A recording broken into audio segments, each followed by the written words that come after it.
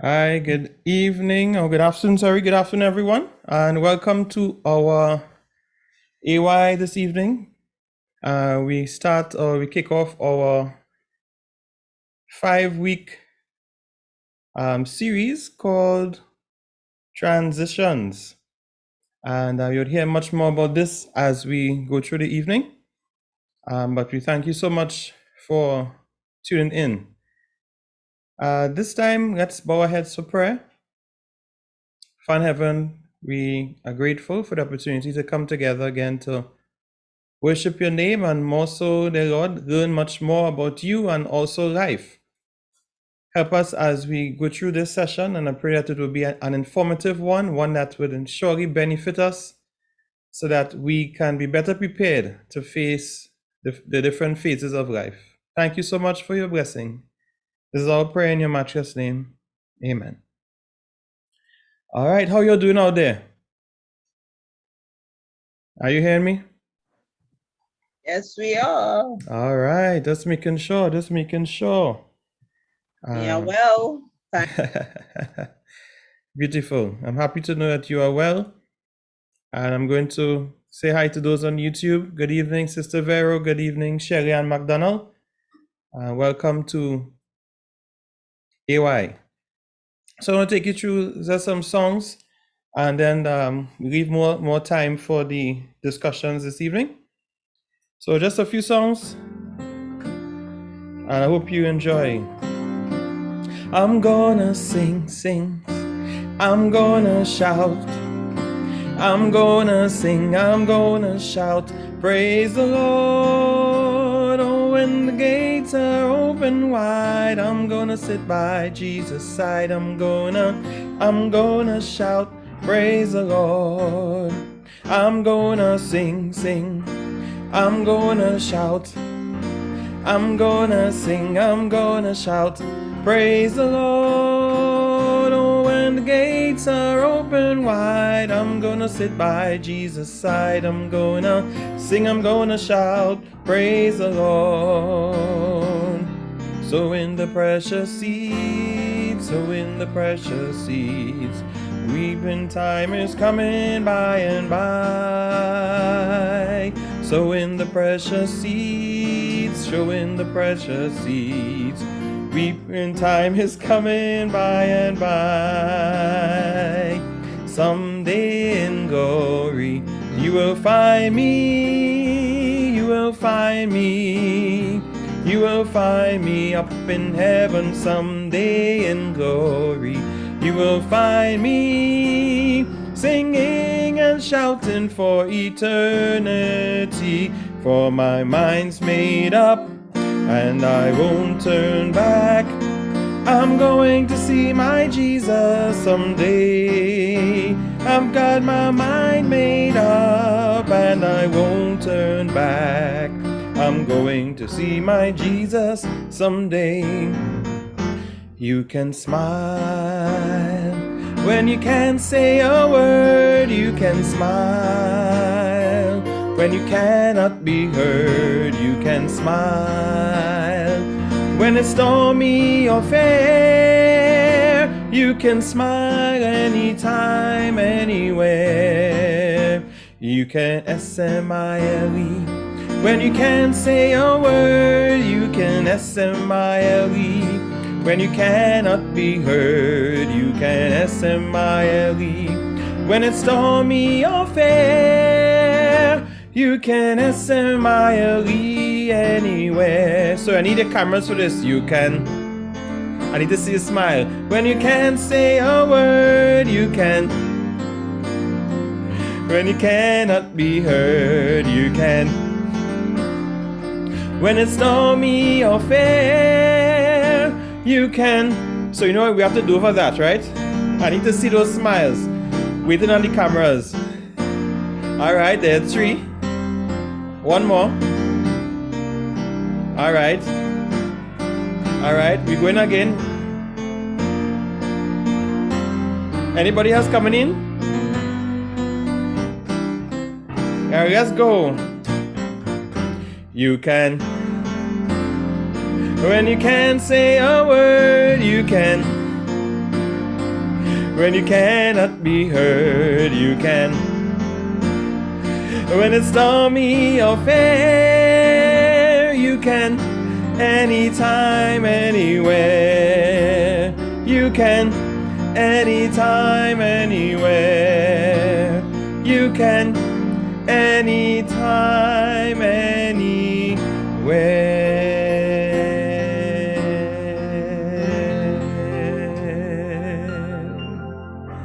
All right.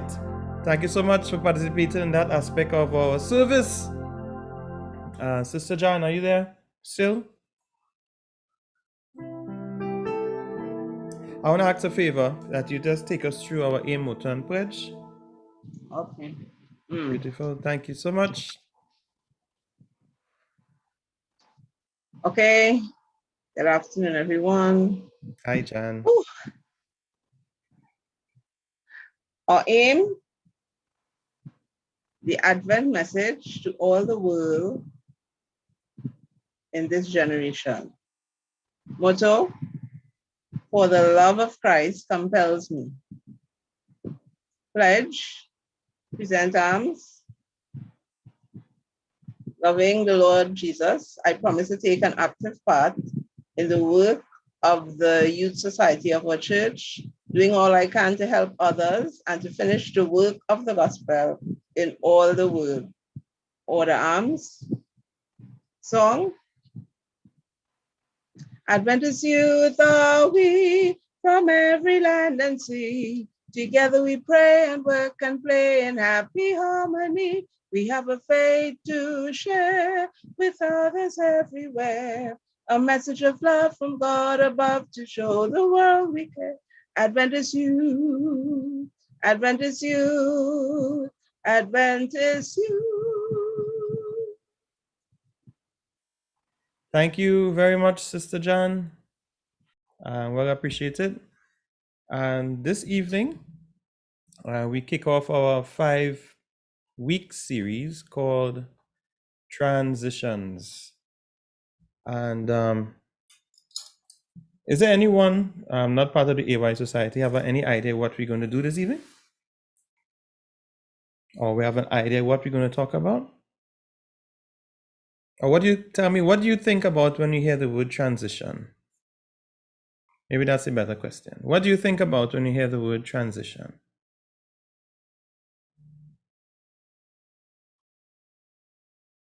To move from one area to the next. All right. All right. You say to move from one area to the next. All right. I'm taking that. There are no wrong answers this evening. We're going to take about 3 more. Those of you on YouTube as well, it's open to you. When you hear the word transition or you hear transitions, what do you think about?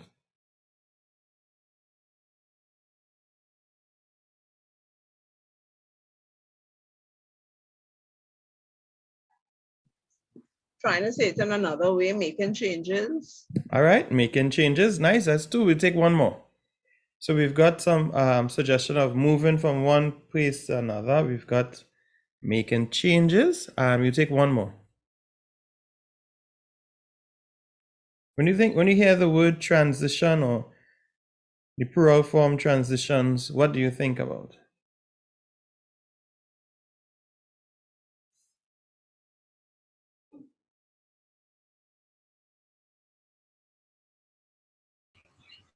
Attaining new levels. Attaining new levels. All right, Mommy, you're going to say something? Say undergoing changes, different changes and stages. All right, undergoing different changes and stages. Beautiful.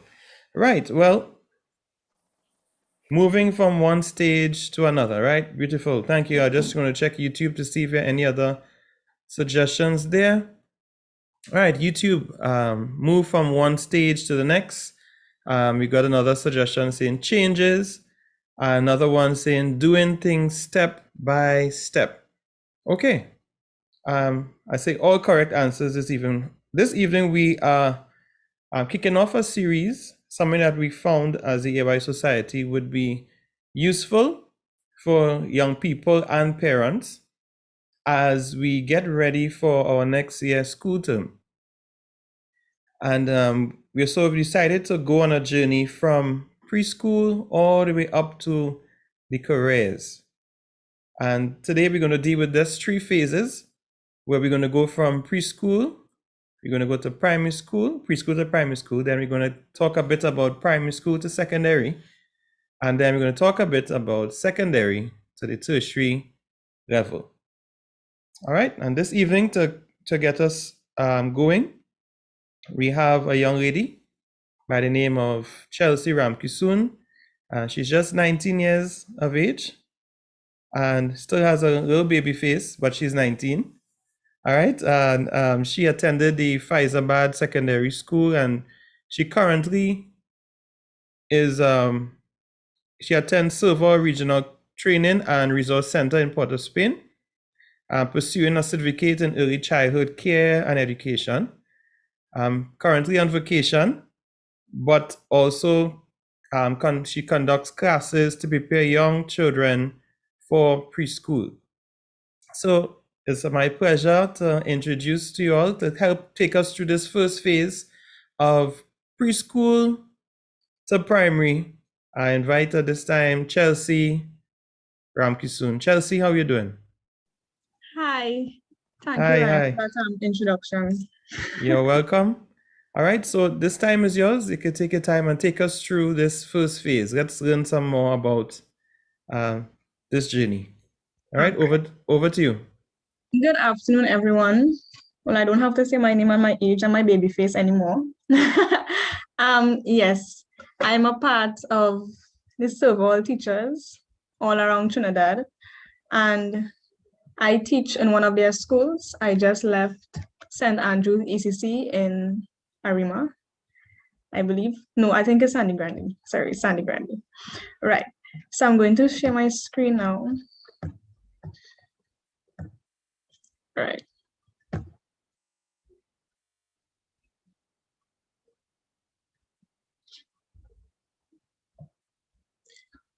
Good.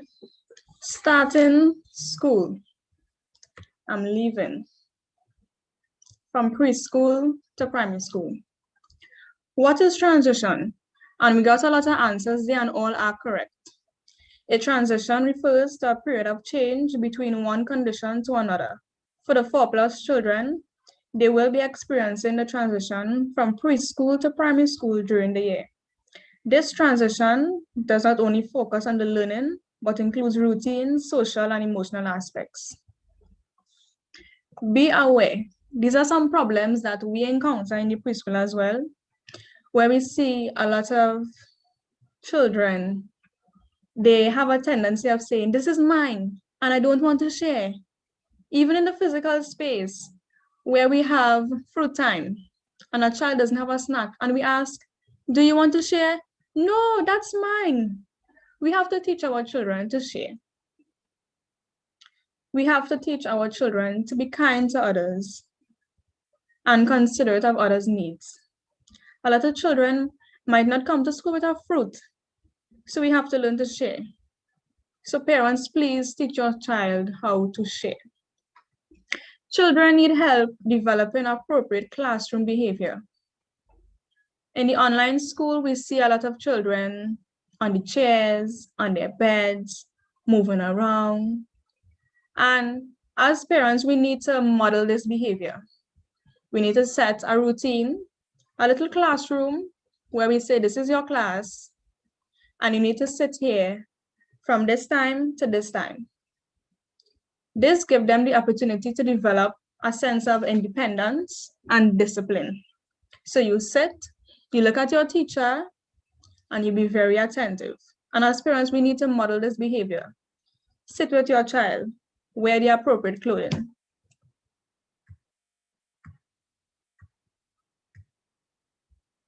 Teacher's expectation. You need to be on time.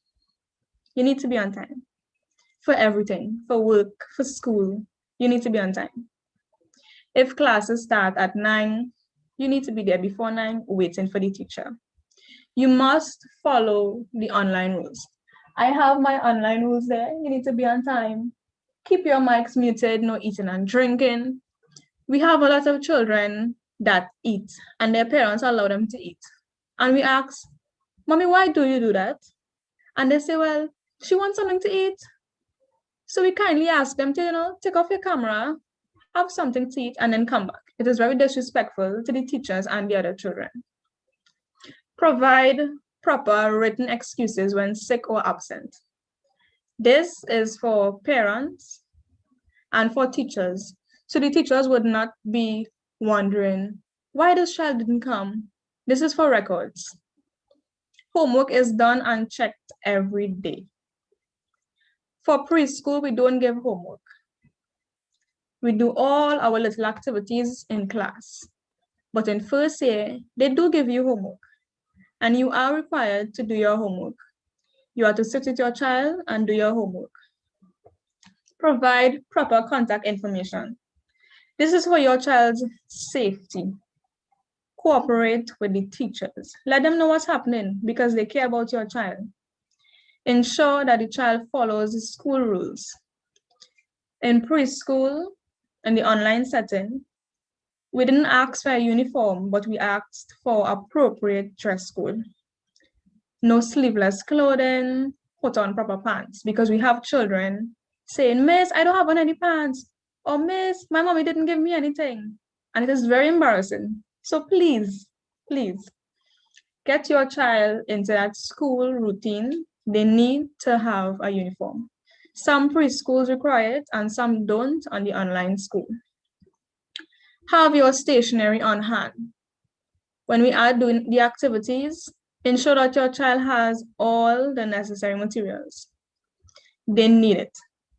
So we send the homework before, we send the activity, and we send the materials you need. Ensure that you have your materials. This is a necessity. What your child should know. They need to listen and follow basic instructions. When we say to get up and go to your maths book, turn to page 5, they need to understand that. Literacy and numeracy is very important. They need to communicate their needs. In preschool, we ask them, what's wrong? How may I help you? In primary school, some teachers might not do that. Your child has to be independent and say, Miss, can I use the washroom, please? Ensure your child knows how to say, Miss, I need to go. Or Miss, can you excuse me? They also need to identify basic shapes, patterns, and colors. And I think all the parents know that. In preschool, we learn a lot of shapes, colors, and numbers. Ensure that your child knows these things. Even if the teacher is assisting, ensure that your child knows that. They need to be able to read and write. A lot of primary school teachers, they like to move quickly. Even though it is understood that it is a transition where they move from preschool into primary school, and they're still small.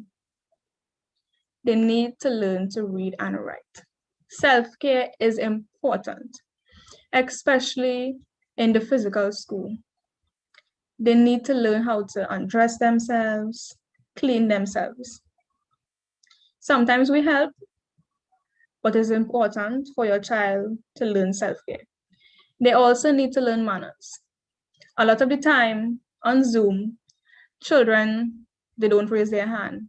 They unmute their mic and they talk while the teacher is talking or while a child is talking. They need to have respect for their peers and their teachers. I know number 7 is really difficult because they are children and they are very active. But we need to help them sit still and just look at the screen. They already get accustomed to watching YouTube, so it won't be a problem. Language, phonics, handwriting, and sight words. This is very, very important. This is very important for your child to know their phonics, their literacy, their phonemic awareness. Your child needs this emotional support. Even as big people, when we are going through phases, we need support. Learning how to cope with transitions is an important skill.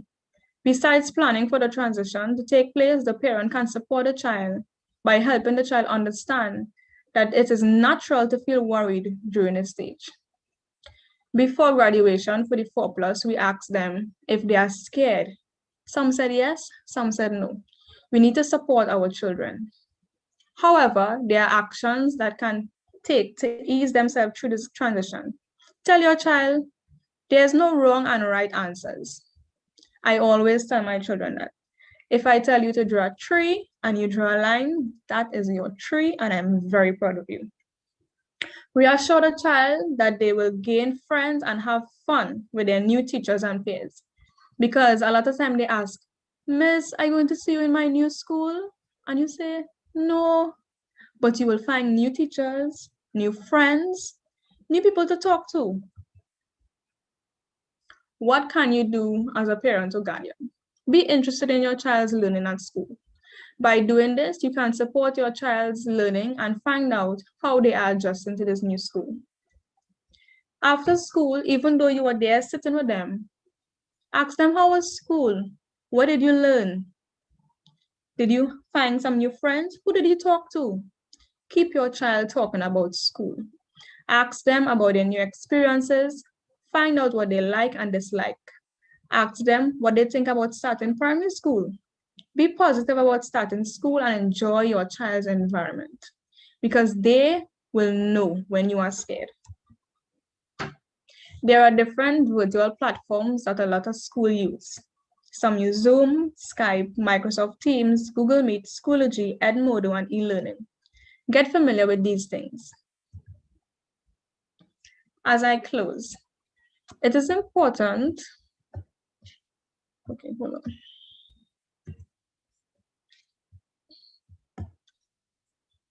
Right, sorry about that. Their child needs emotional support. It's good for them preparing for the child for the transition. And it prepares them to work in small groups. The children are given opportunities to participate in small group activities, encouraging them to engage in group discussions, work division, and understanding value of teamwork. All these transition experiences are concrete, allowing children to learn and familiarize themselves with the new routines by doing them. Transitions are part of the learning process, and every child needs to go through many transitions in their growing up years. Learning how to cope with transitions is an important skill. Besides planning for the transition to take place, an educator can support a child by helping the child to understand that it is natural to feel worried about the transitions. As the parent, be sure to stay positive about starting school and enjoy your child's environment. I would not stress how important it is to enjoy your child's environment. Because if they see that you are not enjoying their school, they won't enjoy it as well. Thank you. All right. Thank you very much, Chelsea, for a nice laying the foundation for us as we go on this 5-week journey. And you gave some tips that I think that were also relevant for adults. You could go back to that point where you talked about using the online classes and how we would respect each other.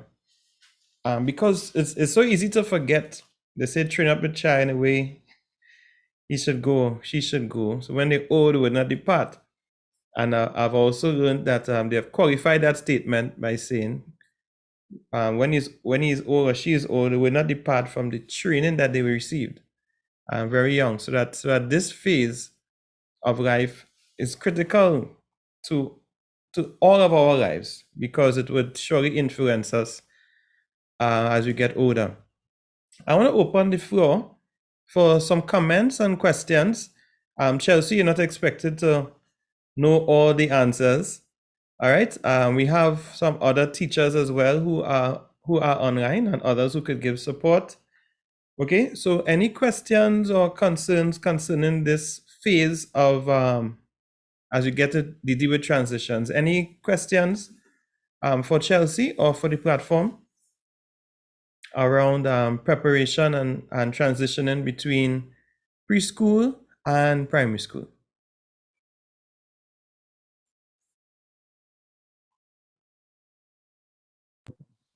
As I was listening to Chelsea, you know, and especially when she got to the part of sit still, some we may really think that it's a twofold thing. We need to train children to do some of sitting, you know, and they also need their time to jump about. But they must learn from a young age that there's a time also to sit still. What I think what difference we have to make is they will sit for shorter periods. So you wouldn't let them sit for a very long period. And then whatever you're engaging them in must be very fun, you know, so that they don't get bored. So I think that I wanted to just say something about that. So it's not that they can't sit still, it's the time frame you will give them to sit still in and what you will be engaging them in as they sit still, as they sit, so that they wouldn't even, you know, no matter what's happening, I mean, I did it every day. No concept. Look like Yeah. with brushing here and thing.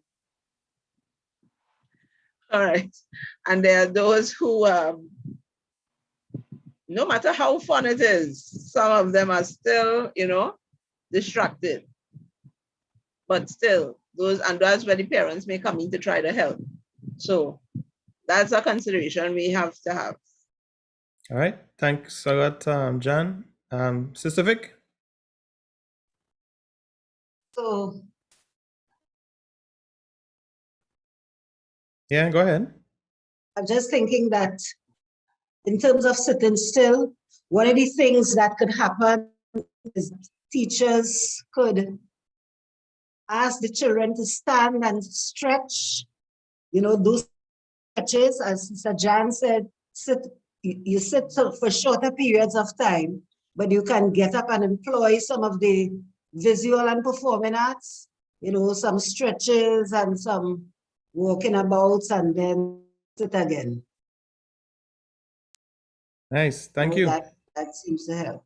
Thanks, Chelsea. Anything else you want to add on that based on your No, exposure? I Right. agree with them because while doing story time, you see a lot of teachers sitting down and they're just reading the story. Get up and dress up like Little Red Riding Hood and walk up and down. I do that a lot of the times, and the children, they enjoy that. You dress up and sing songs with them, a lot of nursery rhymes, modify your voice. They love that. And they ask for it over and over and over. Sometimes I catch myself doing one exercise about 5 times. Miss, I could do it again. Miss, I could do it again. And they enjoy that. And at the end, when we're having recall, and you ask, what you enjoy about today? Miss, I enjoy that story because Little Red Riding Hood came and Mother Goose came, and they were very, very excited. Exactly. Yeah. Thanks. Thank you very much, Chelsea. Any other suggestions or concerns, questions as we deal with this phase of pre-K to, I was saying pre-K, but there's preschool to primary school? Ryan? Yes, Sister Claire? No, it is said that we should make learning fun. And there is also the other part, no matter how much fun you make it still may seem not innovative enough for children. Because just like adults, no matter how old we are, and no matter how others who are presenting make something fun, they still get bored. So we want to include the parents here. Sometimes there are some children, no matter what is being done, even at the school level, the children, they may not accept it because from a perspective of the home, we are inviting parents to represent themselves as the first teachers of the children. So in this case, they must do all the reading. And I just want to submit that even when I was having my children, I used to talk to them from inside the womb, you know, and when they were babies, I used to read to them. And when these children started to grow, I'm talking about my personal children, they have been good readers, very good readers. So it's not all on the teacher's perspective. We are expecting that the parents supposed to join with the teachers and have that great involvement in order for our children to grow in the way that we want them to grow. All right, thanks a lot, Sister Claire. Tariq, go ahead. Well, Mike, I have a question, and the question is, one of the main goal is like to get children functioning at an independent level. So, what are some strategies that both parents and teachers could use to like help this child transition at an independent level? All right, any takers for that question? You want them to transition at an independent level? Something I was going to say that I think might fit in with what Brother Tariq is asking. At the infant level, a lot of children come to school not able to do things. They can't, and I mean long ago it was not like that. You can tie your shoelace, you can button your shirt, you can pull up the zip in your pants. I see so many infants, they can't pull up their zips, they can't button their shirts, they can't tie their shoelace. And in the case of independence, these are things, as Chelsea is saying, these are things that must be taught to the children. And I think parents think that some people love until they love. We think loving our children is doing everything for them, and it isn't. I always say God gave us our children. I don't have personal children, but we have children. God gave us children to teach, to prepare for the world. So we should not be doing everything. We should be, it's such fun to sit by and show a child what to do and see them learning to do it. You know, simple things like opening their snacks. When they come to school, Miss, you could open this for me. I say, no, you try. Let me see you try. And I look at them. Sometimes if I see they're fighting up and they not, I will take it and I will start. You know, I'll pull it a little bit and then I'll give it to them. I say, now you try. And then when they open it, I say, you see, you could do it too. But we will open everything for them and we will do everything for them. And this is something we have to try and get away from so that our children can gain independence at the school level. What I want to add is what I plan to do, or what I accustomed doing in the physical school, have a helping hands chat. Who want to share the paper? Who want to share the table mats? Who want to share the paint? And when they finish eating, they say, Miss, I want to clean. Oh, Miss, everybody have to line up. They know exactly what to do. Teach your children to be independent. We teach them from preschool. Get your mat. We delegate responsibilities, and they are so excited to say, Miss, I want to do this and I want to do that. And you make it fun. We're not calling it chores, we're calling it helping hands. Create a helping hands chat. Who want to share the paper? And they are very, very, very excited.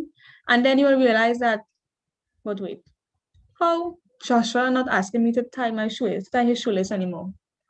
Miss, I beg, or mommy, I beg, I could do that for myself. They mightn't do it properly. They might need some fine motor skills development, but they're trying. They are trying, and you have to be proud of that. Allow them to do things for themselves. If you see that they're not writing properly, leave them. They will get it. Stick it up on your wall. Let them see it. They will get it eventually. You have to leave them and let them try for themselves. They must get it.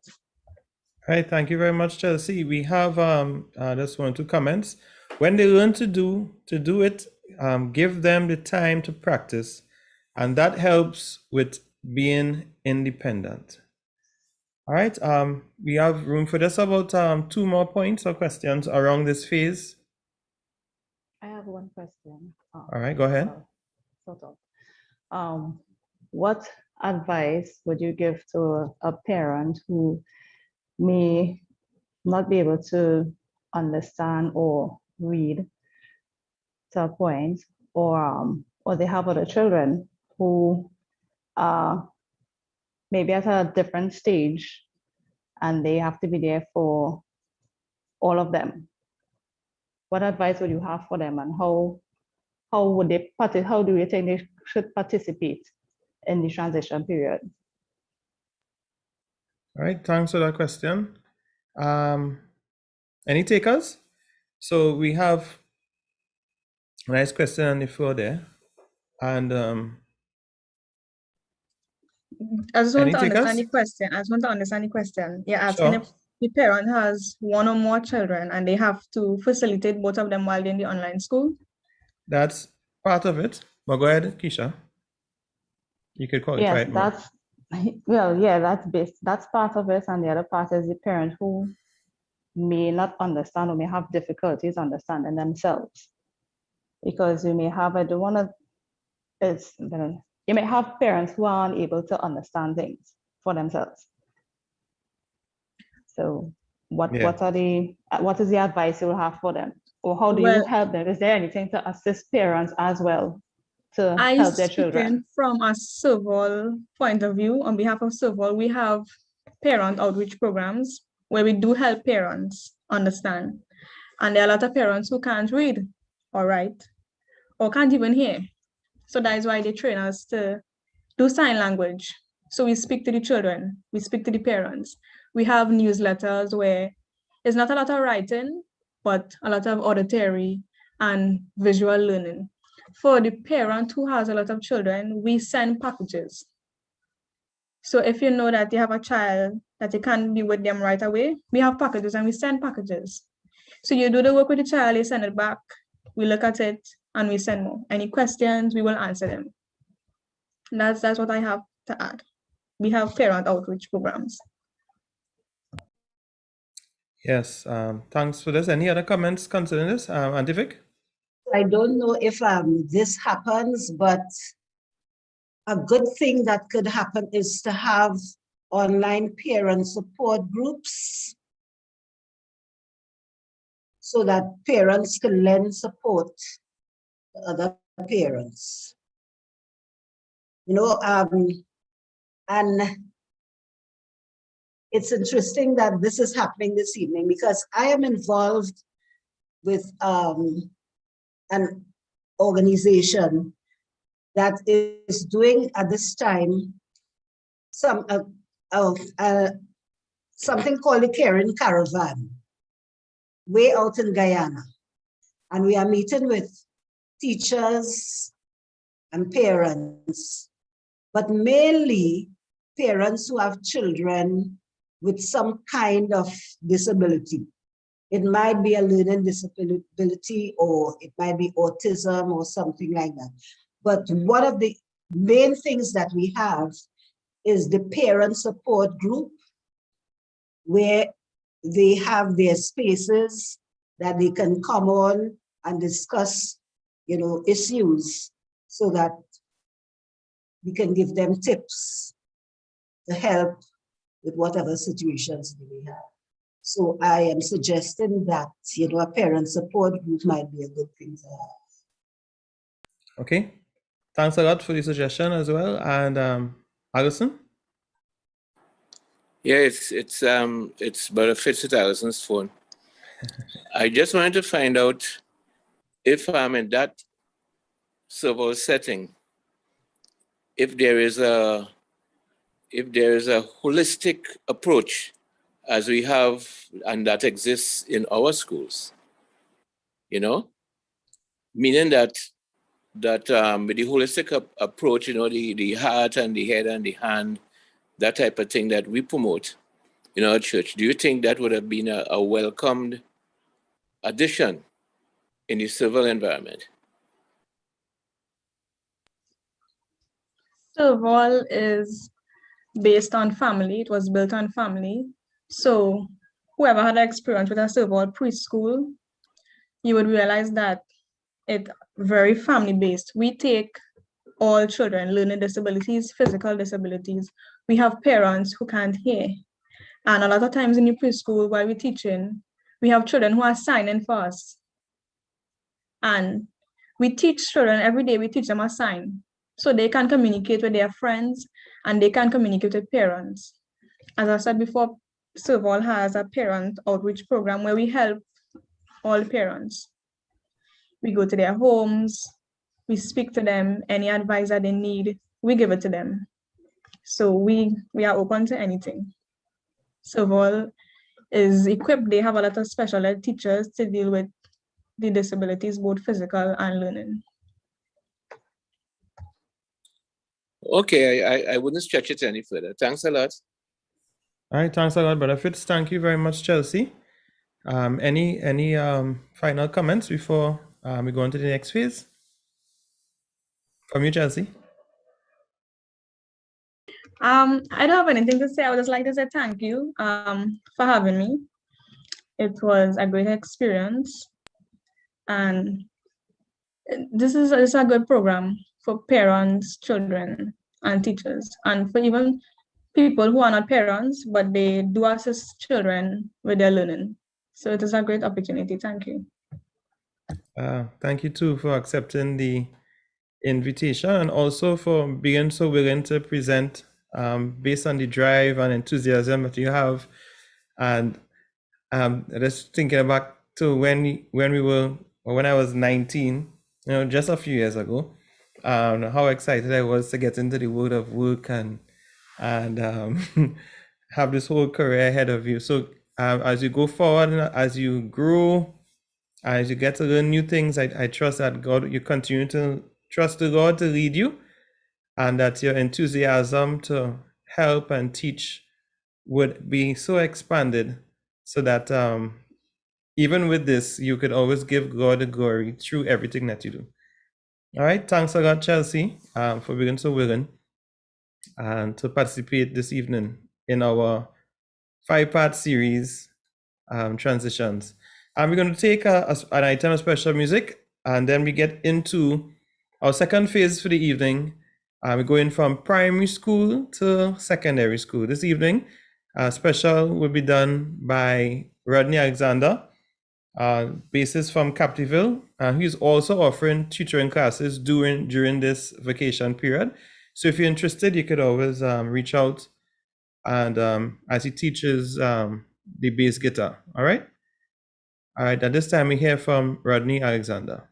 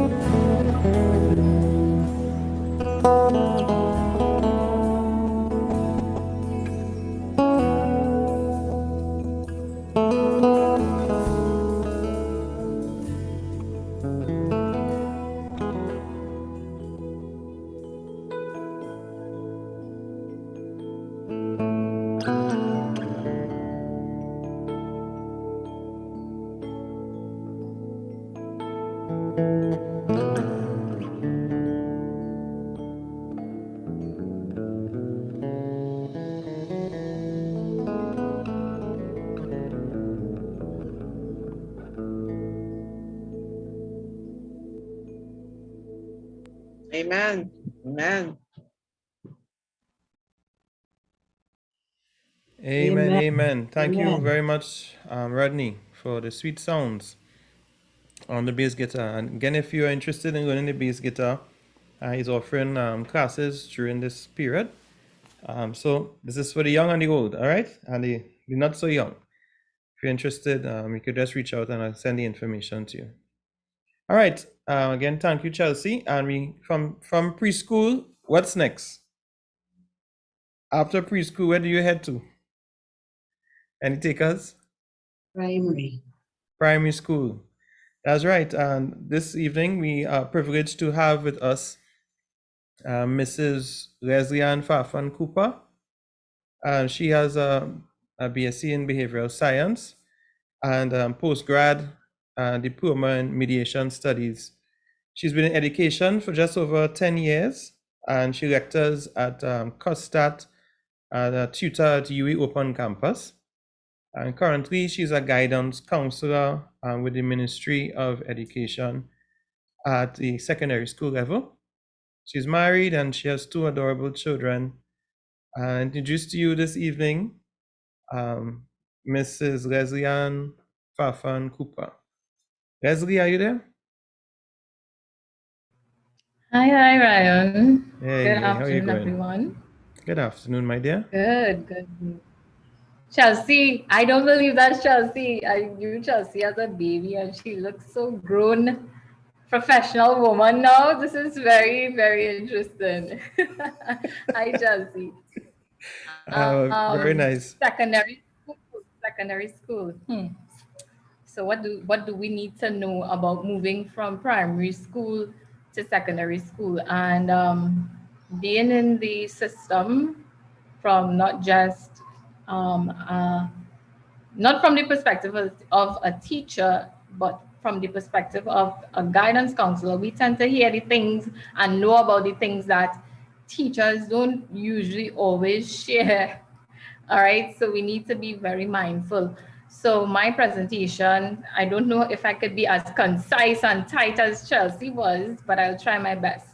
So we'll look at a very short video and it sort of introduced the idea of transitioning, all right? And how important it is for us to, not just think of transition as a bad thing, but no, it's inevitable. And we definitely need to be adaptable and prepare for it. All right, so let's look at this short video. I hope it plays. You all see my screen, right? Yeah, we've seen your screen. Yes, okay.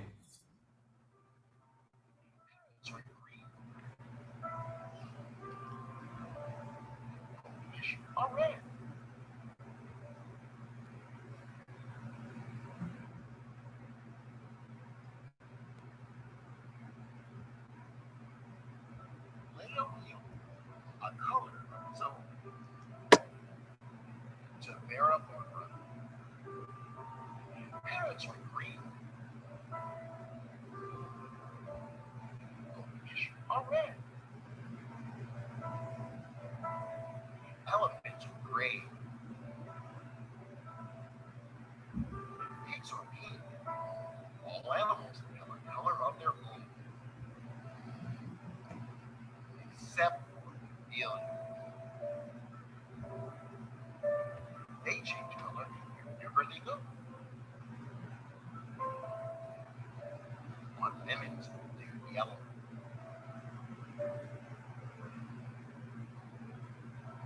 In the heather, they're purple. And on the tiger, they are striped like tigers. One day, a community was sitting on a tiger's So I don't think we're seeing the full video in its but I could help you with that. So you'll be able to continue beyond that. So I think I have your presentation. Yes, please. Right? Yes. So I could help you with that video and then I could always go back to you if you so desire. All right. So no problem. Let's hope this works. Let me know if you're seeing and hearing. a color of his own. Nice. That's why I like you. To Vera Barbara. Parrots are green. Goldfish are red. Elephants are gray. Pigs are pink. All animals have a color of their own, except for chameleons. They change color wherever they go. On lemons, they're yellow.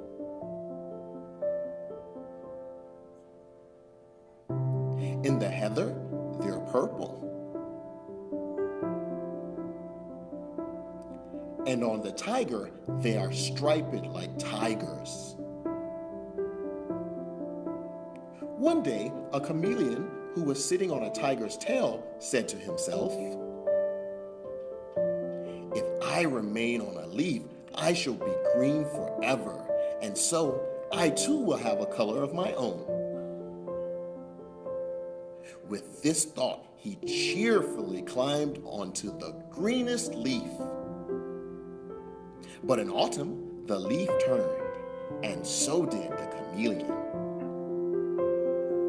Later, the leaf turned red, and the chameleon too turned red.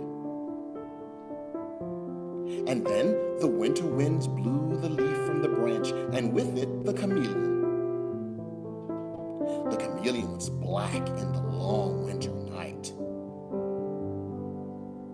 But when the spring came, he walked out into the green grass, and there he met another chameleon. He told his sad story. "Won't we ever have a color of our own?" he asked. "I'm afraid not," said the other chameleon, who was older and wiser. "But," he added, "why don't we stay together? We will still change color wherever we go, but you and I will always be alike." And so they remained side by side. They were green together, and purple, and yellow, and red with white polka dots, and they lived happily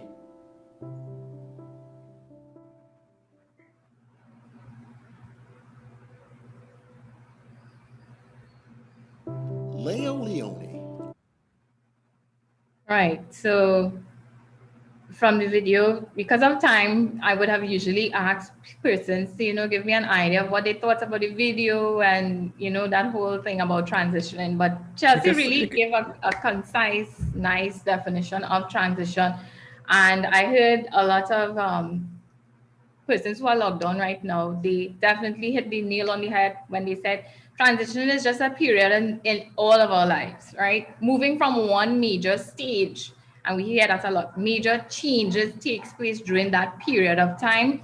And sometimes because we are like that chameleon, we just want to stay that we want to have that one thing that we don't want to change. Most times we don't want to change. We don't like the change. We just want to stay one place, one spot, and the chameleon wanted to have a color of its own, only to realize that, listen, the leaves, they changing and they adapting to the weather. When you look at every single thing in nature, it changed. Nothing stays or remains the same, all right? And sometimes transitioning brings about a level of discomfort to some people. And I expect that people do, in fact, whether you want to admit it or whether you're even aware of it, you do feel a little bit of discomfort when we move from primary to when we move in from preschool to primary school. New set of rules, new changes. Everybody's excited for you to go to big school now, but the child is experiencing that move, that shift. Then moving from primary school, where it's still very childlike, you still want to run about and sweat up yourself, and playing is real good and those kind of things. But you move now from primary school to secondary school, we see a lot of times students, they have a very difficult time making that switch, right? Things that you would have done in primary school, socially is like, we don't do that here. All right. So adolescents, this is the age group that we will be looking at, moving from primary to secondary school, adolescent period of life. This is the most dreaded part of life experience for parents as well as for young adults, believe it or not, right? It's very dramatic. We see the changes where, remember, I was just saying, I don't believe that Chelsea, knowing Chelsea from baby, then seeing her grow up, and now she's this grown person, right? And we see that a lot in that age group from primary school. As soon as they start secondary school, it seems as though they grew overnight, right? And Eric Erickson, if you all are familiar with the person or not familiar, he's very well known in the world of psychology, human growth and development. He says that at this time, all right, children are devoted to establishing an identity of their own. They don't want to be, yeah, that's Gemma Jackman daughter, or that is Rocky Farfar child, right? They want to be a person of their own, right? So they have to now understand, I am moving away from all the baby stuff, and now I have to figure out, what am I going to be like as an adult? What am I going to be doing? The roles that I now have to take on as I enter, moving away from primary school, where we would have still been very dependent, and now we want to kind of forge our own way and try to figure out how we're going to do that.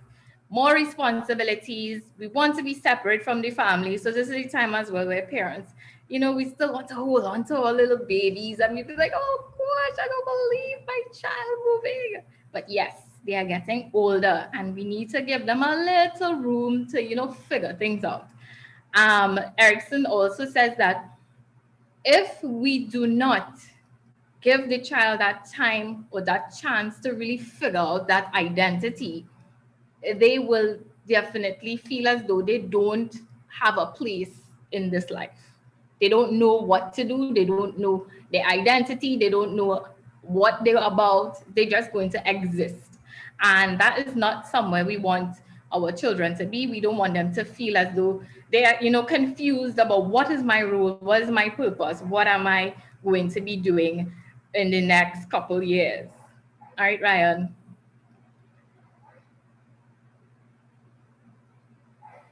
So primary to secondary school. So I wanted somebody, a young person, to tell me, all right, what you think we should expect. What primary school to secondary school? What are you going to expect in secondary school?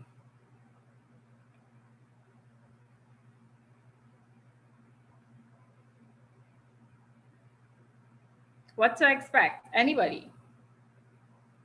Any young person?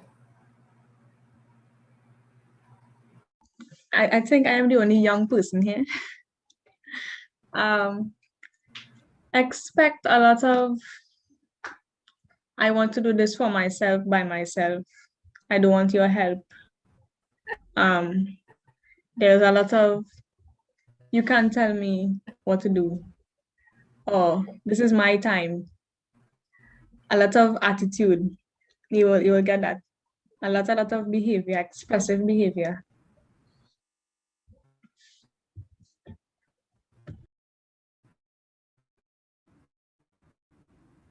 Yeah, I like what you said that.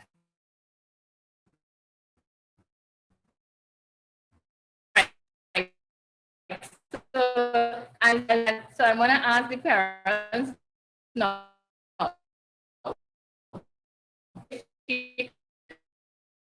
Remember,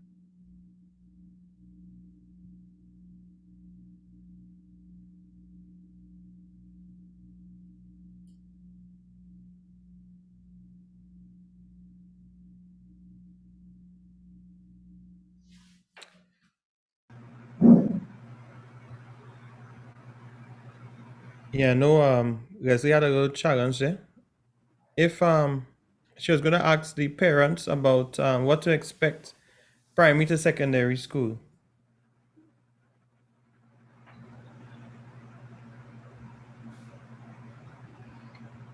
Any takers? What do you expect, parents?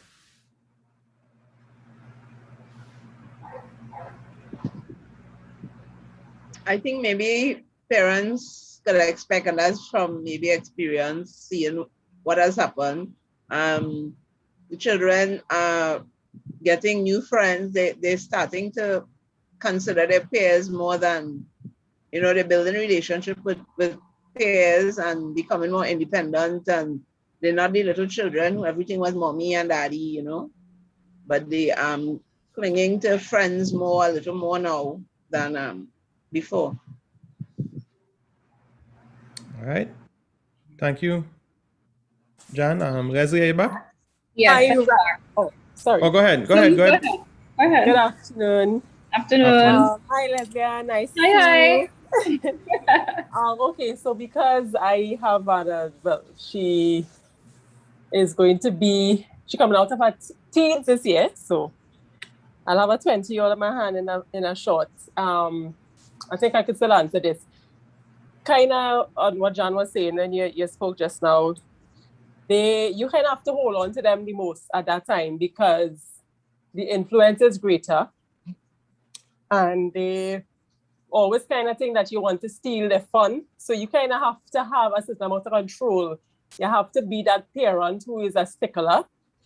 You kind of have to be that parent who is a detective who will, you kind of have to be, you have to let them go, of course. You have to give them a little space, but at the same time, you kind of realize that you have to be there a lot because they take the influence from outside and they listen to their peers and they want to do what they want to do and they feel that you are the spoiler, the fun sponge, and you don't want them to live and you don't want them to have fun and all of that. And of course, later on, as soon as they write CXC, depending on how things go, or later on, then they would be like, wow, I should have listened. And this one thing that I always used to tell Chelsea, I say that there are time for everything. If you die, you wouldn't know. But if you live, you will know what you didn't do and what you probably should have done and how much, because you don't want to make a whole lot of mistakes. It's okay to have fun, it's okay to have experiences, but you don't want to make too much mistakes that you will regret later on. So it's really, really, really, really important. And I don't believe in children being your friends, but I believe in, of course, having, and of course, you learn, you grow, because I only have, one child. And so, of course, your parenting don't come as a manual.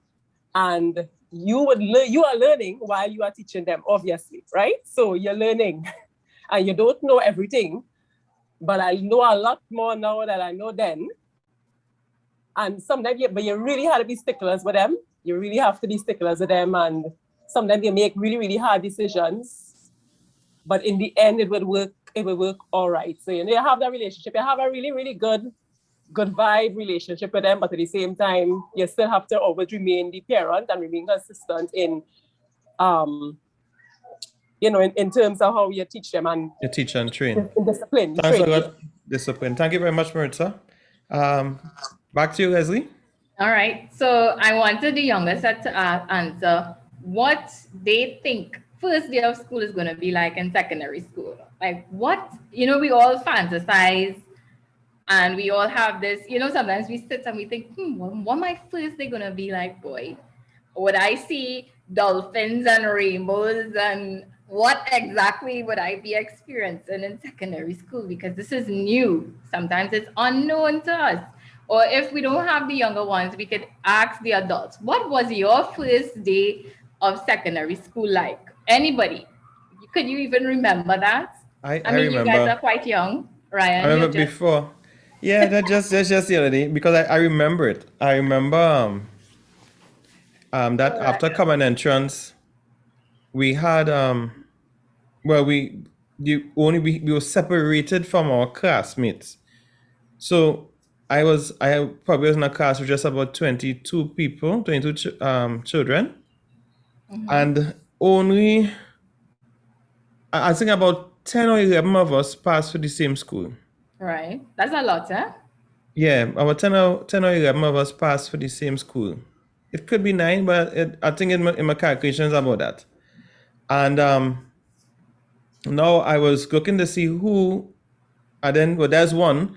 Then you go into school. What was fun there? We all went for the orientation, and so that you meet your primary school students plus friends who you know outside of school, who are now going into who are going to be in secondary school. So there's a whole new excitement about, yes, we're going to be in this school together.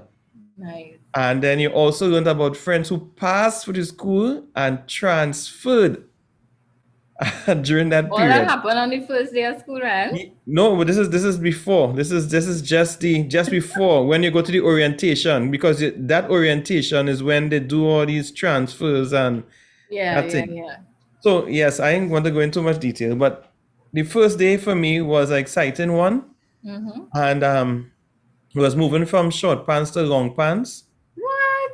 So And, you're really a big kid now, right? Yeah. And short pants to long pants. I think that was the big thing. You had and now you had to go a further distance from where you used to be. So before that, and they would have dropped you to school.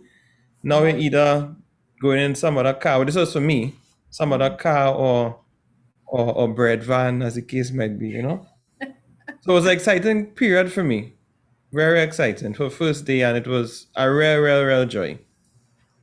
Did that idea of what your secondary school the first day, did it meet your expectation when you I think it went actually beyond. what? It went beyond for me because I think two things. My mom went to that school, Okay. and so that there were one or two teachers who would have actually taught my mom in school. Mm-hmm. And then I had friends who were from school, plus friends from the community going now to the same school. So to me it was, I wasn't scared. That is good. That is extremely good. Anybody else had a different experience from Ryan? Because Ryan, you seem to have a solid, nice little network, and you're just fitting really nice. And I tell you guys, church have a lot to do with that. Church have a lot to do with it. Being active in church have a lot to do with how well your child will transition. And not just church, but being a part of any sort of group setting, being involved in community life, not just school. It really plays a big part in how well your child will move from a primary school setting to secondary school. Anybody else had a different experience? Let me share as an adult. All right. As an older person. Yes, a younger, older person. I remember when I passed common entrance, I was the only child from Point Fortin going to San Fernando. I went to Modsec. And I was really kind of scared. So my dad took me to school that first day. And then I had a special car to bring me home the evening.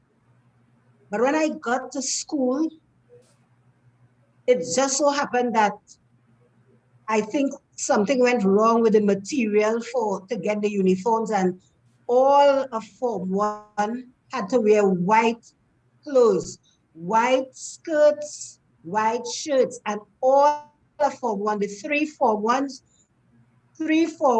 only girls. So it was a whole Form 1 of girls. And I made new friends, but it was not, I had no friends from Point. So I was the only person. And really, I didn't expect that. I expected that, there would be more people from Point there. So first day really did meet my expectation. Right. Thank you so much for sharing that, Ms. Elder. Appreciated. And I know that a lot of individuals who would have, they're moving now from primary to secondary school, they would experience kind of the same thing. Although the times have changed, that emotional aspect of being in a new place, making that major change in life will always be the same, regardless of how old you look at how old you are now and think you still remember that so clearly, right? So you can clearly see how major that transition really and truly is. So What are some of the basic things that a child should expect moving from primary school to secondary school? Ryan, you could change this slide. They will definitely expect, or you should see, new principal, new teachers, and new administration. It's going to be a little bit difficult for them to realize, oh, this will be the shock factor. Oh my gosh, principal change, teachers change, admin change. That's when they realize, listen, this thing getting serious, life getting serious. More subjects. So before for SEA, common entrance, you would have probably be just drilling down on, let's say, 4 to 5 major things. But in secondary school, we would have some schools, and what we will label more prestigious schools, they go up to sometimes 16 subjects, all right? For Form 1, yes, 16 subjects. New friends, new school rules.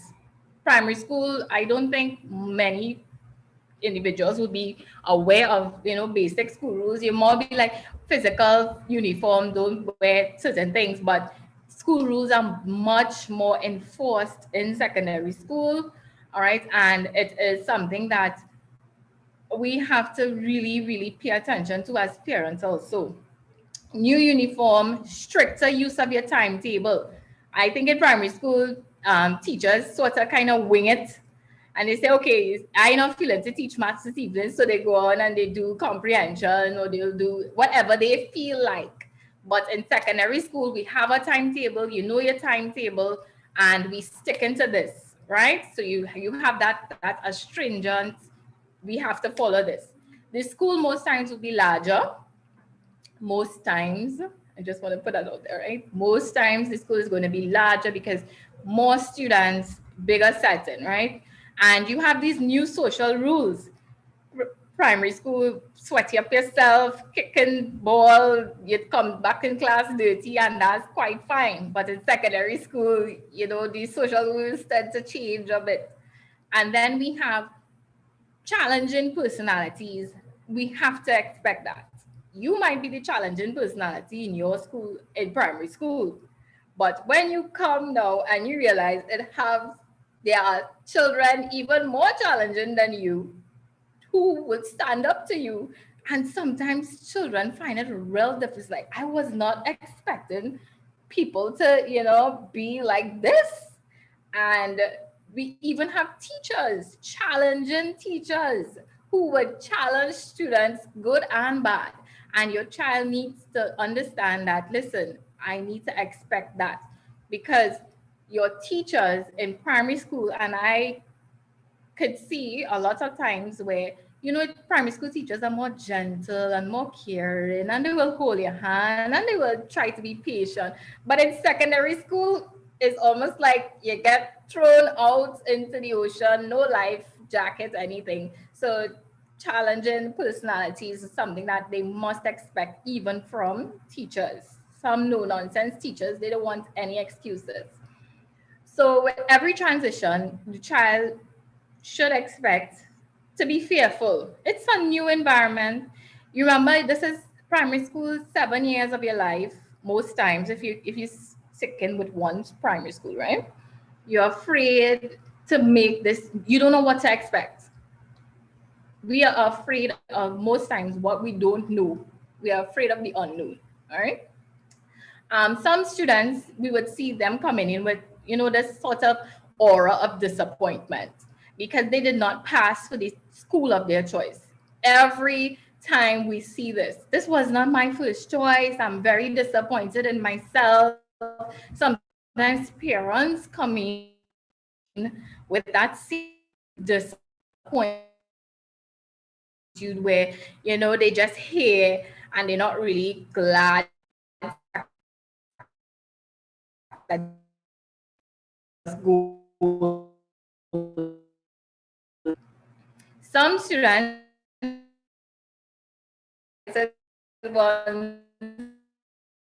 from the get-go, they interested, they involved, they want to know everything, they absorb in everything. They being to because they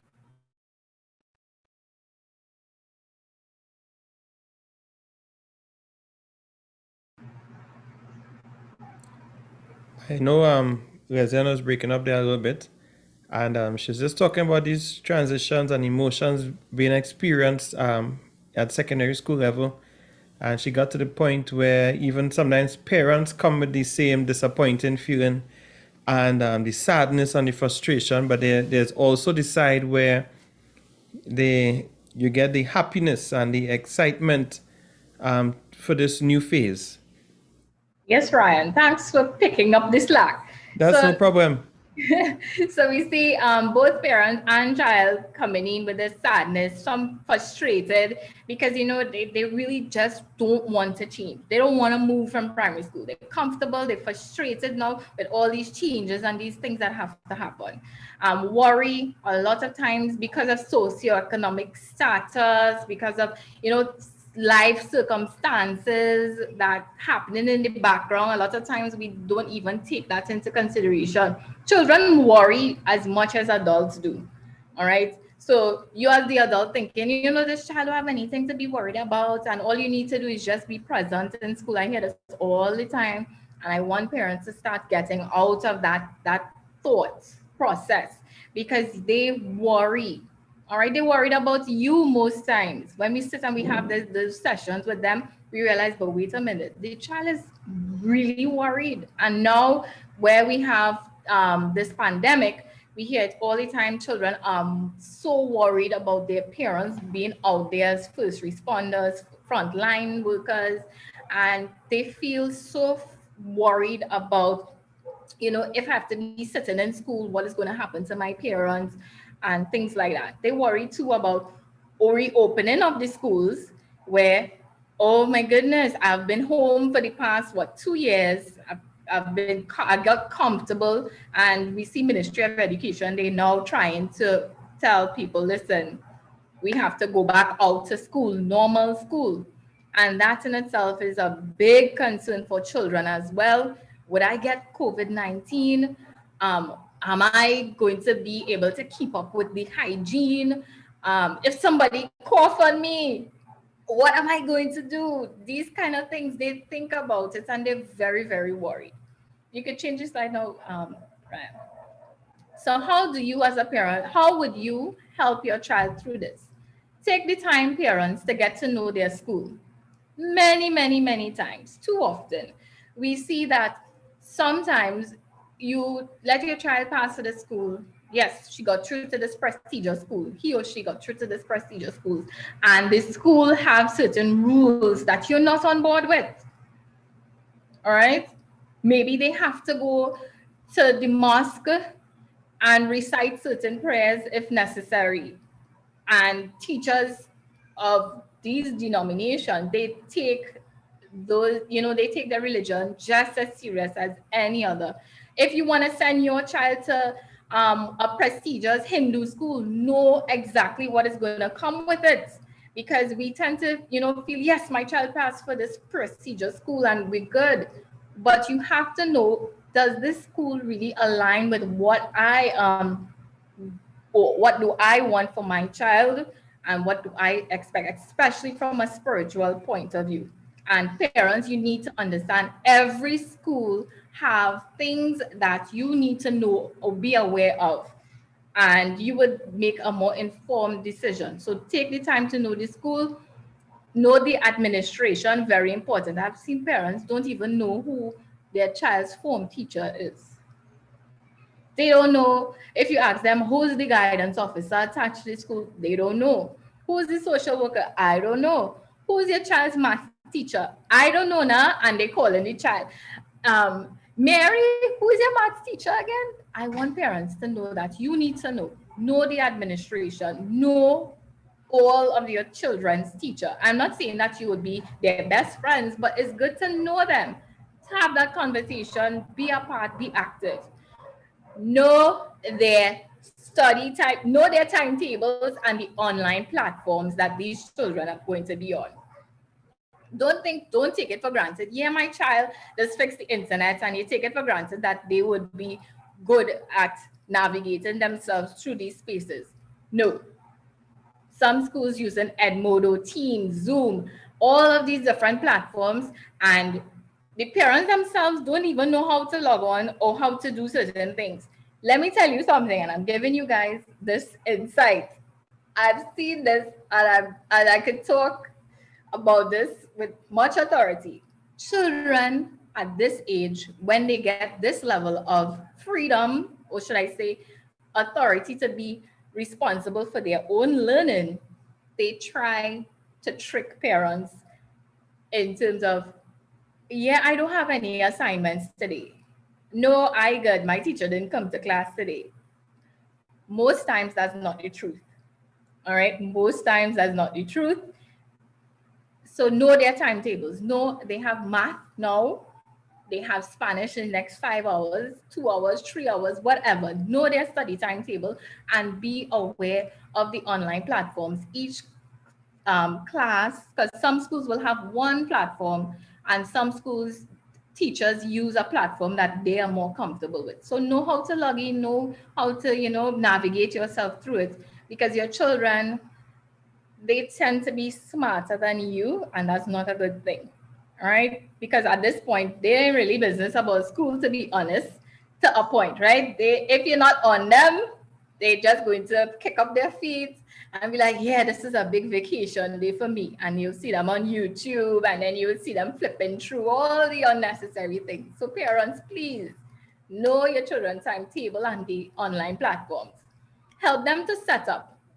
And when we say help them set up, that study space that they need, make sure the room is nice and conducive to studying. Make sure that, whatever devices they have, it's working, it's in good working condition. Make sure, they set up. What are some of our contingency plans if internet goes? If I don't have access to a specific space that Mrs. posting on, how do I get through those things? All right. Another thing that I want parents to understand, you need to stay connected to your children. And when I say stay connected, secondary school, you would see, they would be exposed now to a variety of things. We have students who are indulging in self-harming. So they're cutting themselves and they posting videos. You would see your children being exposed to cyberbullying, where they post nasty things about each other and they call out each other on these lives. Stay connected to your child. Pay attention to what is going on with them. If you see them come home and looking a little sad, have that conversation.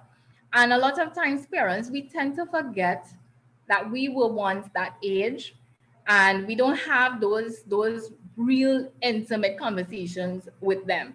So for example, if, let's say, I can remember, your parents don't even want to tell you or walk you through what it's like to be experiencing puberty and everything that comes with puberty, because it's kind of a taboo subject for some parents. Even if you even say the word sex, for some of them, they giggle, and some parents, they start to turn red in the face because they just don't want to have that conversation.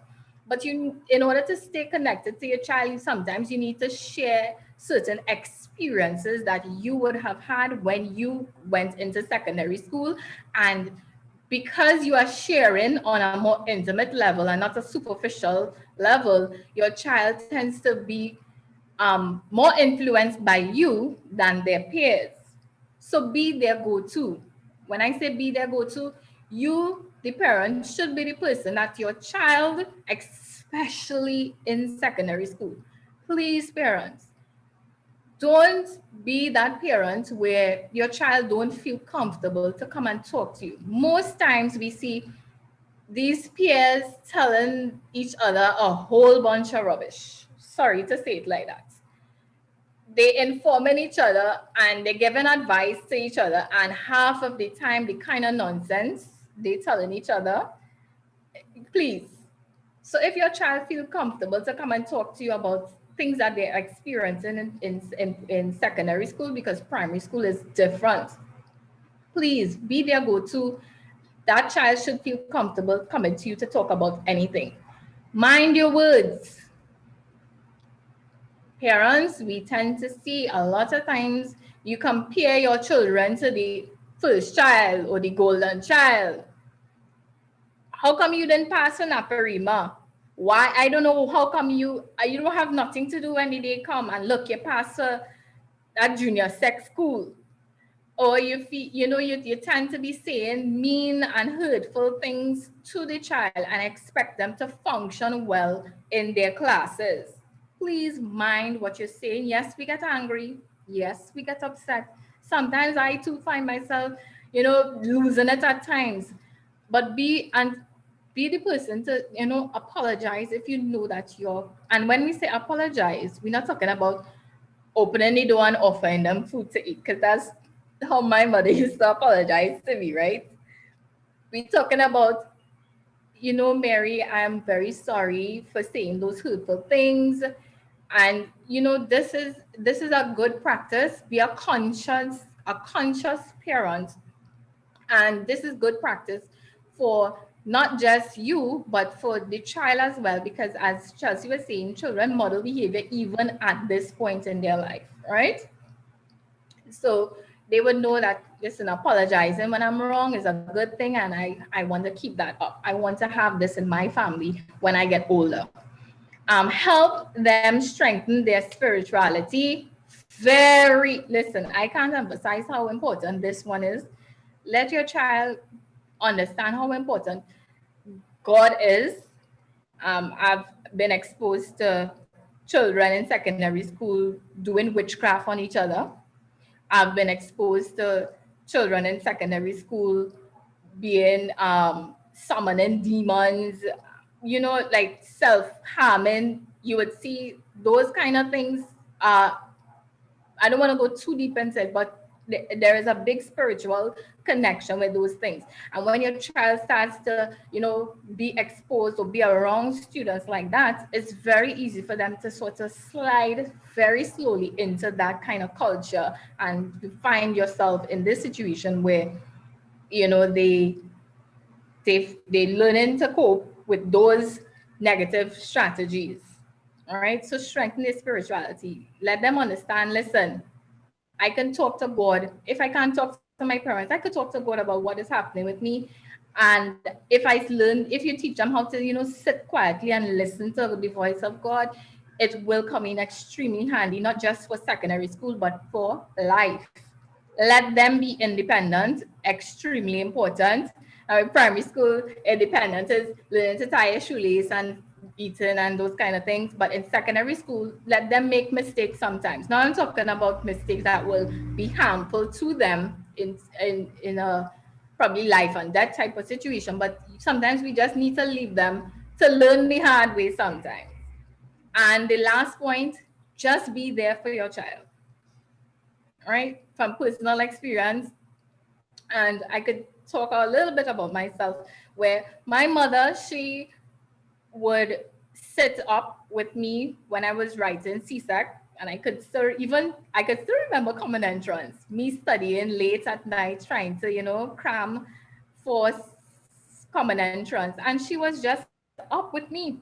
And back then, you didn't think much of it, but those are the things that you really appreciate. She was just up and giving a little tea, eating a little sandwich with you, trying to help you work through whatever it was. And that is very important at this stage. When your child knows you are there for them, they're not going to be easily influenced by their peers. All right, next. So at this time, I want parents, students, anybody who is making that transition, if you have any questions, now is the time that I will try to answer as best as I could.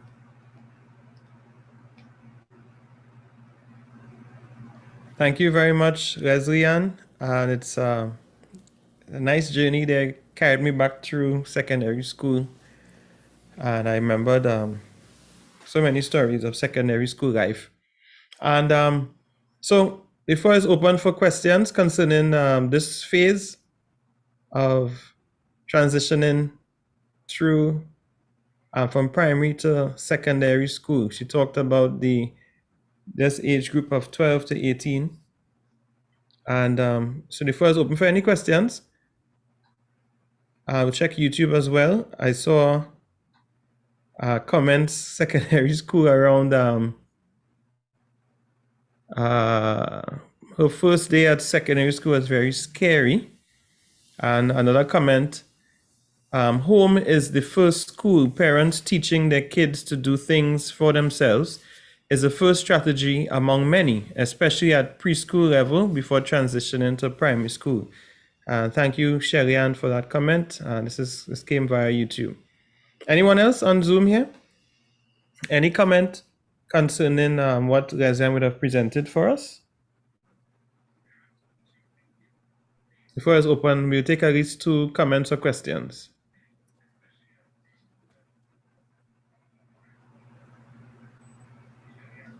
I was that thorough. Ryan, Yes, my dear. one point is that inclusion of what Leslie-Ann said, one thing that would maybe cause the young 12-year-old, young teenagers as they enter into high school. I was looking at the part where it wouldn't always be on that great expectation nice side. Some of them could really be on the sad side, because when they are in primary school, they are the oldest children there. And so they have authority, they have autonomy.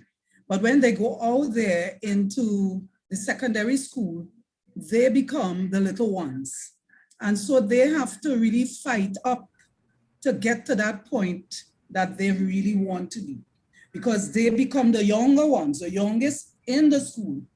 And there are others who way up into the Form 5s and so on. So parents really have a role in comforting and encouraging their children, even as they head on out into secondary schools. Thank you very much, Sister Claire. That Go ahead, is Leslie-Ann. Okay, so I'm seeing there's a lot of bullying that happens. Yes, definitely so. Cyberbullying is the new thing, all right, where you see parents, you need to be aware, and this is something that most parents don't even understand. Even those video games, those Roblox and those things that those children, they have communication, what should I say? They can still communicate with people on the outside where those things. So although you think you're monitoring your child, they still have these secret accounts, especially. So how do we deal with bullying? Sometimes we just need to train your child to tune it out, especially where cyberbullying is concerned. If they don't get themselves on these social platforms, and sometimes what you don't know won't hurt you, and that can hold some truth to it to an extent. But in the physical spaces, they definitely need to speak up and talk to the teachers, talk to the principals, talk to the deans, and try their best to resolve it from that perspective. And most times, the social worker, the guidance officers, they would have interventions with the child that is being bullied and the children who, the bully and the bullied, they have interventions with both parties. And we tend to see that most times what they are fighting for is or would be worked out during those sessions, and we see a lesser extent of the bullying. And unfortunately, bullying could really beat on your child's self-esteem. So it's important for parents to really speak life into their children. Let them have that confidence. Confidence is, that's a joke, but that's so true. Confidence is everything, and it really is.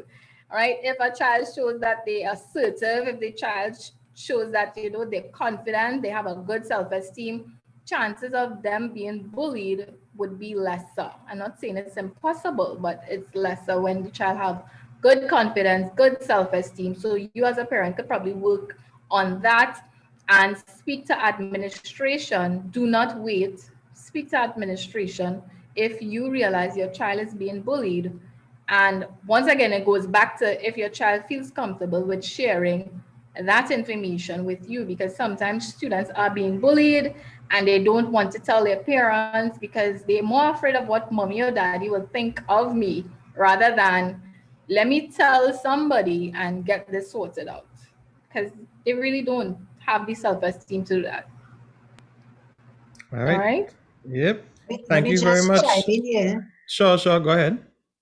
that children, we need to teach children to advocate for themselves, you know, and not always having somebody advocating for them, but teach them bit by bit how to do it on their own, how to advocate for themselves, so that as they grow, you know, from stage to stage, they will be able to approach the teacher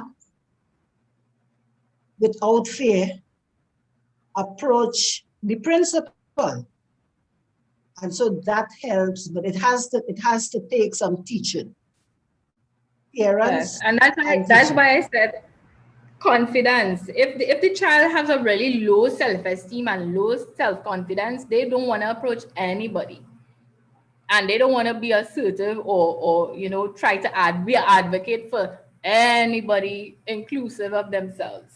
So that's why I said if you could try working on their confidence, try working on their self-esteem, they would be that person to speak up and to stand up. Thank you very much, Rezian. Just one compliment, one of the compliments from YouTube. Someone mentioned that the information was very clear. All right.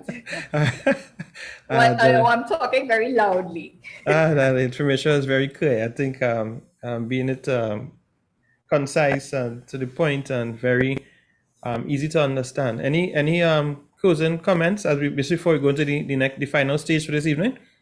Anything you want to leave with us before we transition on to the next level? Leslie? I just wanted to let students know change is inevitable. Change is something that we definitely have to experience. So embrace it, try to adapt as best as you can, reach out for help if you find yourself struggling. And for parents, please be there for your children. It's important. Don't take it for granted that they would have it all figured out, especially with online and then going back out to the physical environment.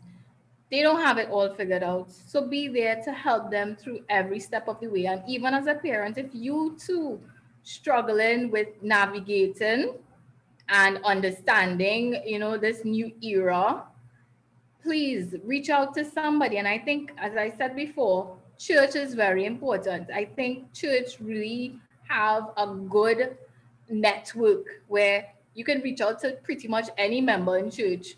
Say, listen, I don't really fully understand Zoom. Would you be able to assist me? Or I don't fully understand how to utilize Teams or email addresses. And I think that, you know, reaching out to people in your network is very important. And please don't be suffering in silence, as we say. Speak up and say something, and you will get the help that you need. Thank you very much, Leslie-Ann, for that. I think making us feel comfortable through this this phase of secondary school, and understand that it does take some work and some active participation in order for it to be successful. I know you also shared with me some available courses. I would share with the group after. All right, available courses, I believe, run by is it the NALIS group? Yes, NALIS, they have, they're showing students how to navigate through the different platforms like Zoom, Teams, Meet, all those different platforms that teachers are currently utilizing for online learning. And I think to parents, if you have the time, if you could sit in and listen and pay attention to how to navigate, it could be, you know, of great benefit to you as a parent with helping your children also through this time, and it's going to be very, very, very helpful. All right, so if you all could, Ryan, I hope that you share it in the group so that they could log on, or at least, try to start to familiarize themselves. That's the last thing that I wanted to say too. Familiarize yourself, not on the day that school starts, right? Try to familiarize yourself all now. Now is the time. Thank you very much, Gracian. I think it's important as we prepare the transition. We are actually prepare for the next phase, which is what we hope this 5-week series would be able to do. Just setting the foundation for this different phase of life. I will do one chorus of a song before we get into the next phase. Love is something when you give it away, you give it away, you give it away. Love is something when you give it away, it comes right back to you. It's just like a miracle penny. You put it in your pocket and you don't have any. But if you share it or you give it away, it comes right back to you. Joy is something when you give it away. You give it away. You give it away. Joy is something when you give it away, it comes right back to you. It's just like a miracle penny.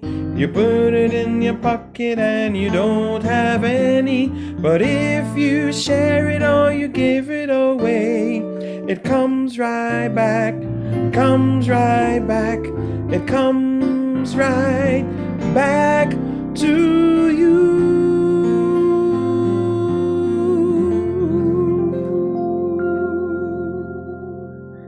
All right, and we are switching phases here for our final phase for this evening. We're going to talk a bit about that secondary to the tertiary level phase. And this could be, most of us here should fall into this category.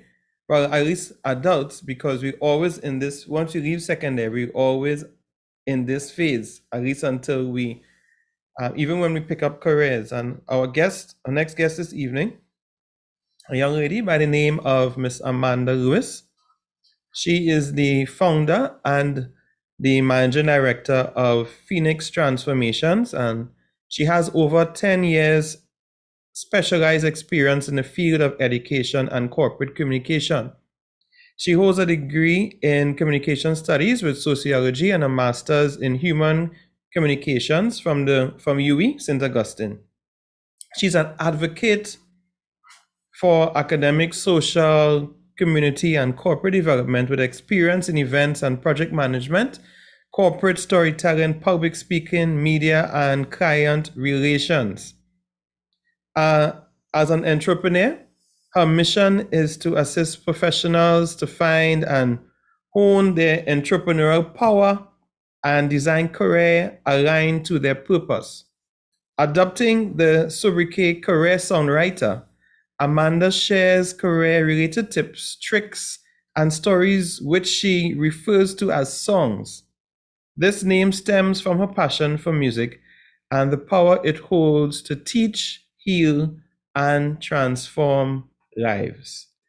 It's my pleasure this evening to introduce to you our final guest for the evening, and Miss Amanda Lewis, who's going to take us through this phase.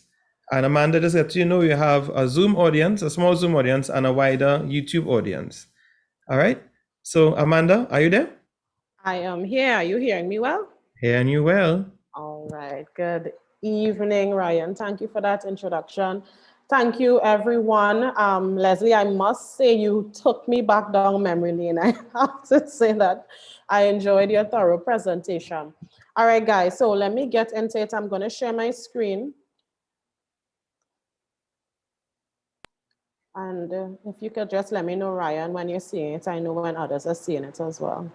Yep, we're up there transitioning from secondary to tertiary education. All right, perfect, perfect. All right, guys, so now is the time where everything changes. And it changes in a way where it is up to you, the youth, going into a larger fish pond. Let me just say that.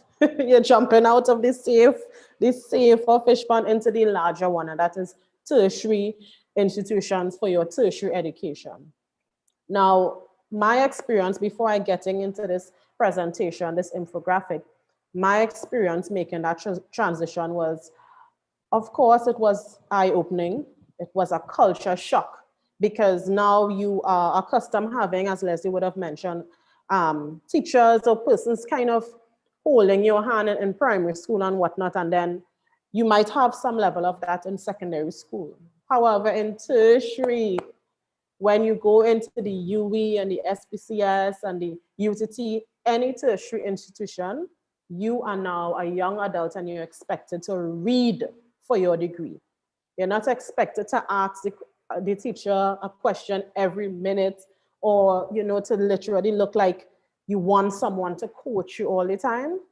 You are on your own, and so it really hinges on you being very ambitious and very focused. So hence the presentation today, I wanted to leave you all with a mnemonic: focus, and we'll get right into it. So the first F is for filtering fact from fiction. What does this mean?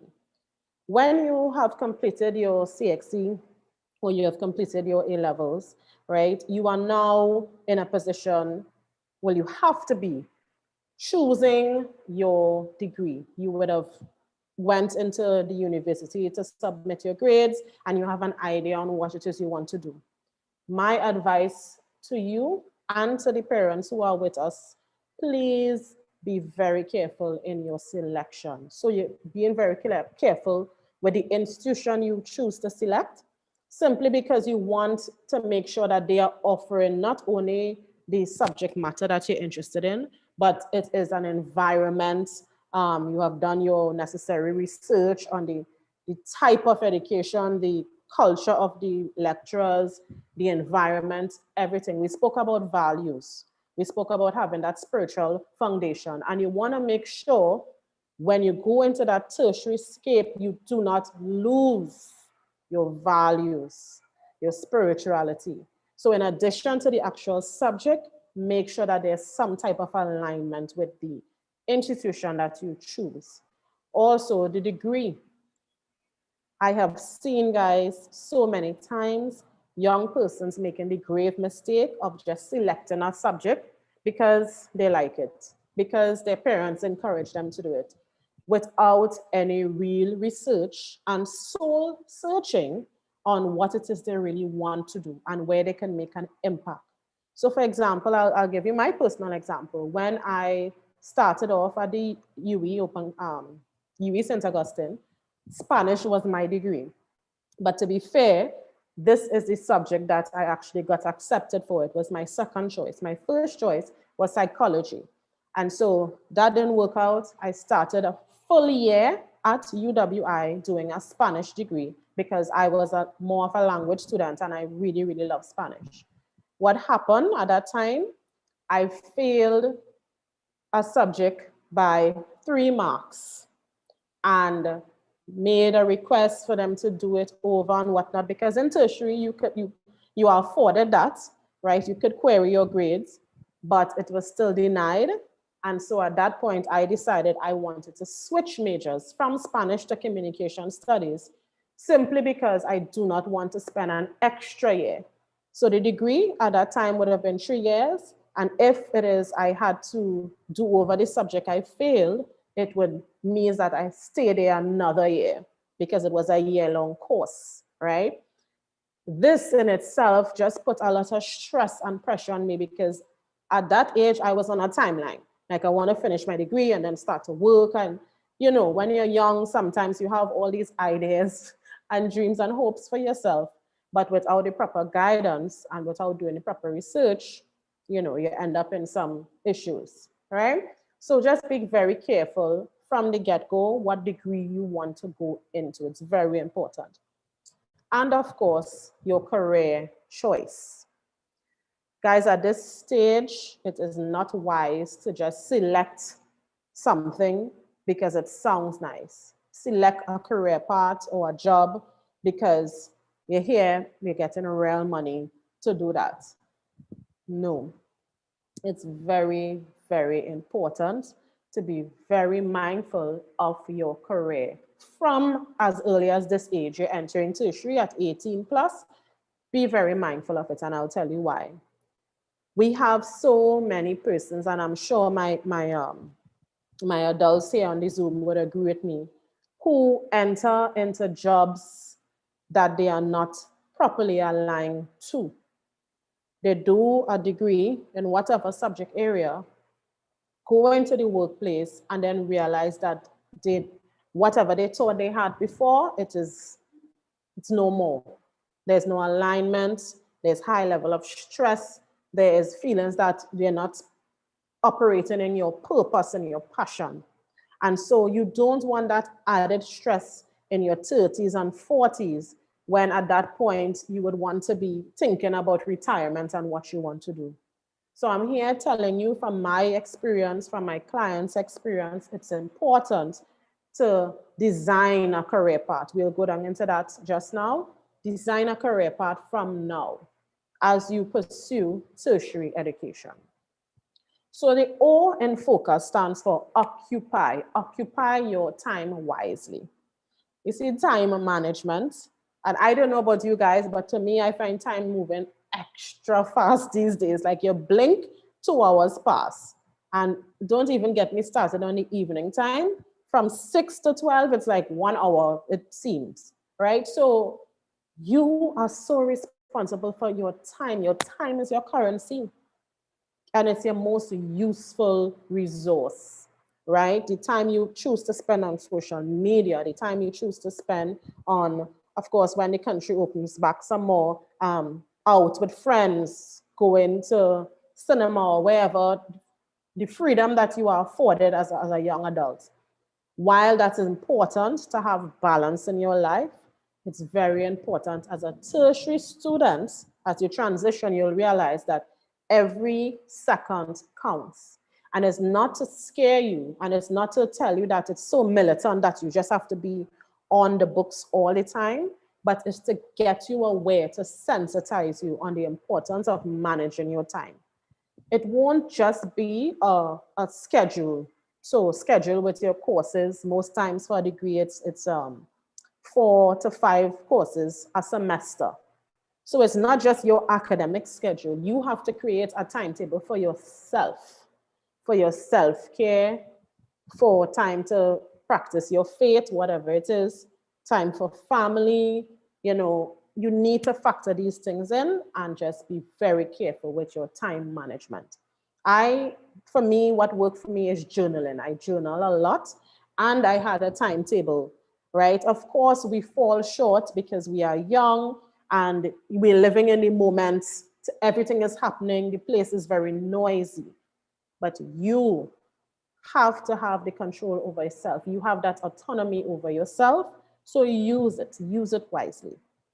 C in focus stands for creating your career plan. And this is best practice when you think about having to job hunt after your degree. Have a plan, have something tangible that you could go to and edit. And yes, you might have plan B and plan C, but have a career plan. How this is done, at this moment, you would notice that by now you would notice the subject areas that you're stronger in. So the first thing you could do, write down your strengths and write down your limitations. And it's fine. On the column with limitations, you are going to decide what it is. You can at least put a timeline on it. And again, guys, these things are just used for a guide. Nothing is fixed in this regard. You would have to edit and adjust. But for now, when creating your career plan, with your limitations, you're going to put a tick on, all right, I want to work on calculation. I want to work on my deductive reasoning. You know, things that are critical thinking, things that are required to survive in tertiary education. If you know it's a limitation for you, take note of it and put a timeline on it. For your strengths, again, you're taking note of it and then you're putting where you can best align yourself. So I'll give you an example. When I transferred or made the switch to doing communication studies as a degree, I wanted to not only get academic experience in communication studies, but in clubs and associations. At that time, we had a club, Communication Studies Association, CSA, and I joined. I was a member for a year, and for the other year, I decided to be a part of the board, and I was the events coordinator there. So here is where I actually got to sharpen my skills, and I'll talk about that under the last points, right? But I was able to practice what I was learning. So it's not just theory, a degree in communication studies, but it's the practical component of it. And trust me, guys, this is going to help you when you have graduated and you're looking to be employed, right? So create a plan. You know you could always go back to it, but it's important to have something tangible right now. Your you in focus. Understand that this all is a learning process. It's a learning process for you, the student. It's a learning process for the parents. Please don't be hard on yourself, too hard on yourself at least. Because at this point, and I want to be very careful how I say this, at this point, your obsession should never be, I need to maintain all A's and get a distinction because that's the only way I'm going to get a job. When you enter into the workplace, you realize that things like your GPA, while it's important, it is still not going to be the only reason why you get a job over someone else.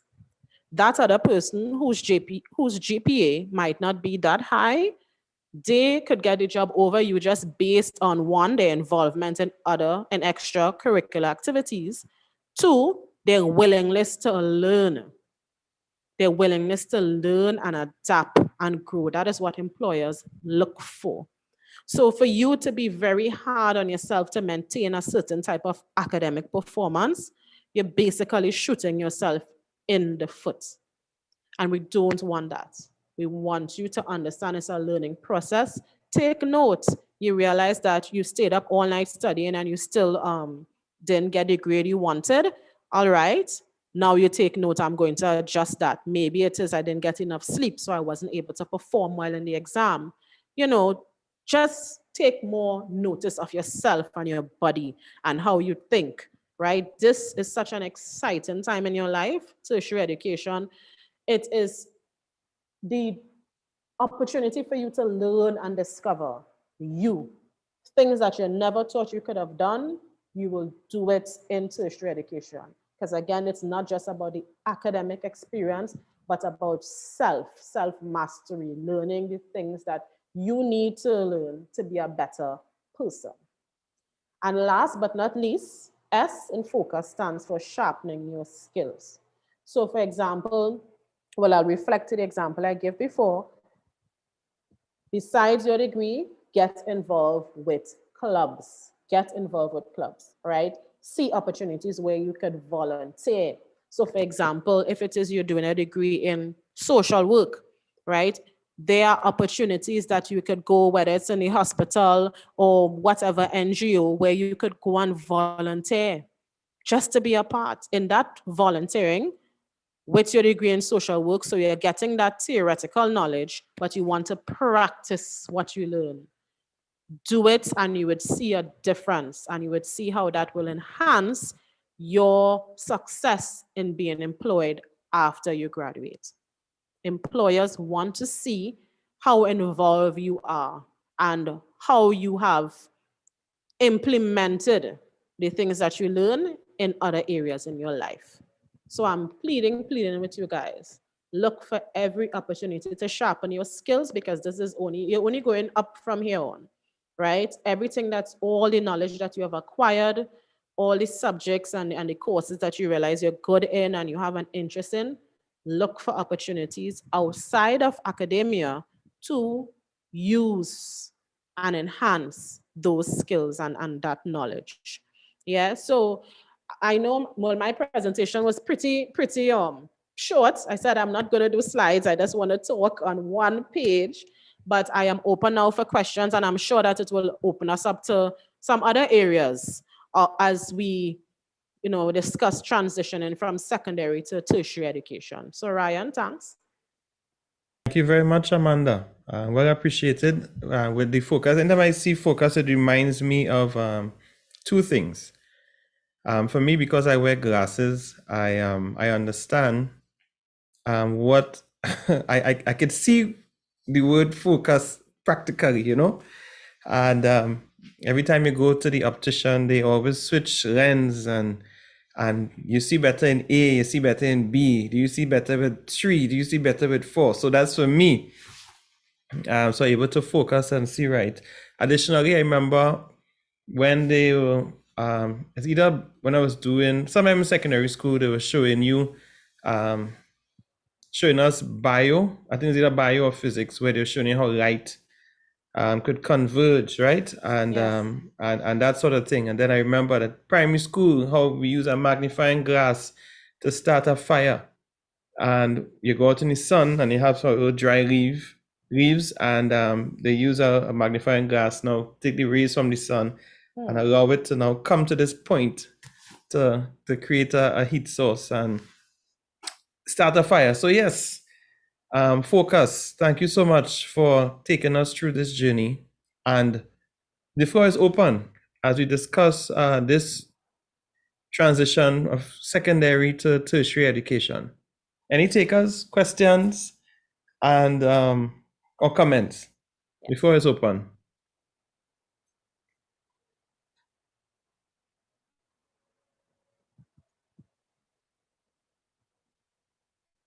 All right, I just gave him some compliments from YouTube saying excellent program, excellent contribution, very interesting, and persons expressing their thanks for the information, Amanda. Appreciate it. Thanks, guys. All right. Any questions from those persons here or comments? And Ryan, Sean, hi. it's not really a question, but more of a comment. Okay. Can you hear me clearly? Yeah, we hear you. Here now. Okay.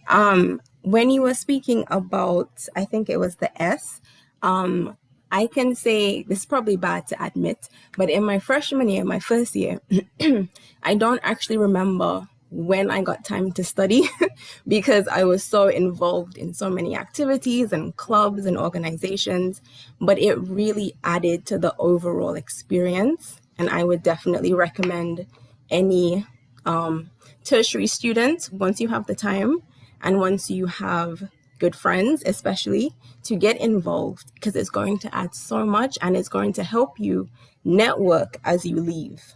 And that's very, very important. That's right.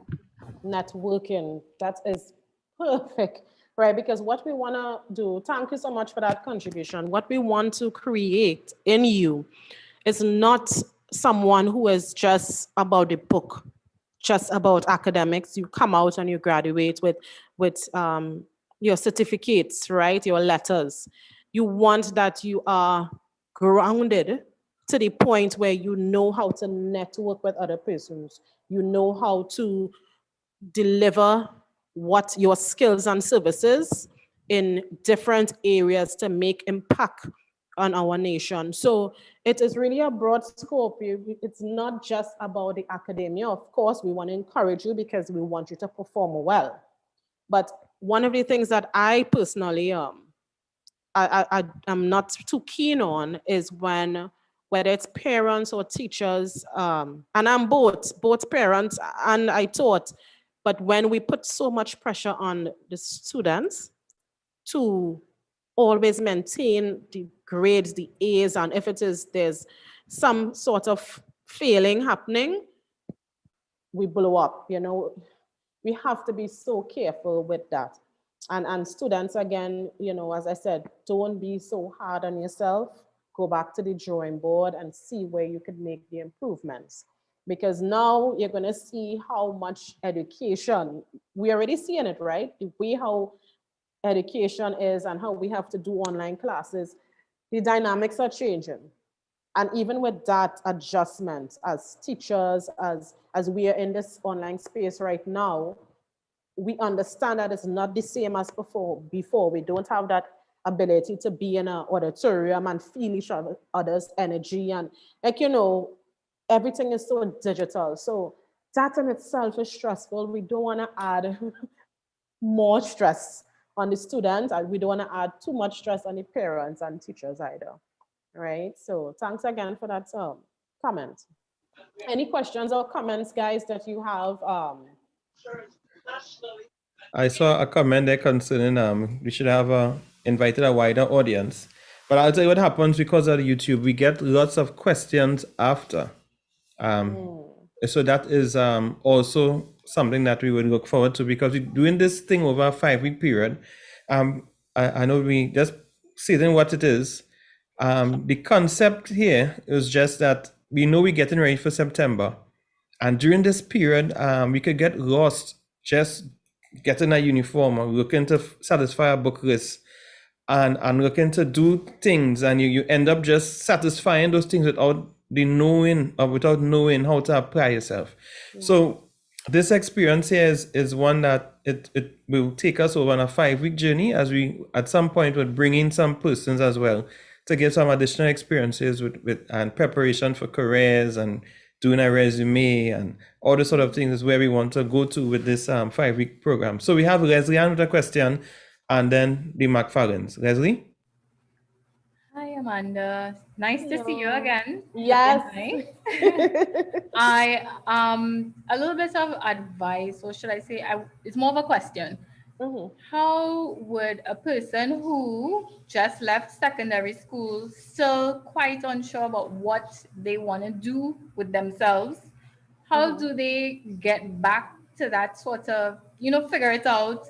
And what do you recommend that they should do when I look at the occupy your time wisely? What do you think they should be doing in that period of sort of soul searching, trying to figure it out? Right. So to address the first part of your question, what to do, I would definitely say talk to people other than your parents. And don't get me wrong, your parents is your first role model and your first confidant and whatnot. But you want to get a broader perspective. So even if it means that, let's say dad works at Heritage, right? And we know Heritage was previously Petrotrin. And as a young one, you would be growing up thinking, well, who work in Petrotrin had a lot of money. So I just want to work Petrotrin too, because you pay real good and you don't get to do much, right? Again, stereotypes. But in that case, the only way for people, for youths, for students to really learn more is to actually speak to persons who are in that field, who are in the field of their interests. So if it means that your father could connect you to somebody else in your direct field, whether it is in Heritage, whether it is in another oil and gas related company, the important thing is to do that. We call it informational interviews, where you speak to persons in your field and ask them questions as in what subject you did when you were making the choice for a degree. What really motivated you to get into this field? How was your experience, or how is your experience? You, the student, conducting an informational interview with persons who could give you the insights. That's one. Two, if you can afford the opportunity, get a mentor and get a career coach. Why?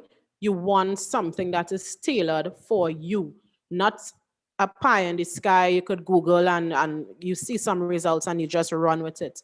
You want a system that works specifically for you, based on your strengths and limitations, based on your values, right?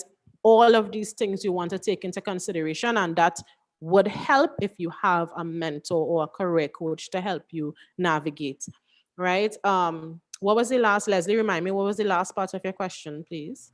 I was just asking, like, what specific things, other than just talking to people, what specific things you think a person should do if it's like they should enter the world of work and kind of, play with different jobs, Right. or should they just kind of start a degree and then do a next degree? Because you tend to see that, right? Where Yes. some people end up with 3 and 4 degrees until they finally figure it out.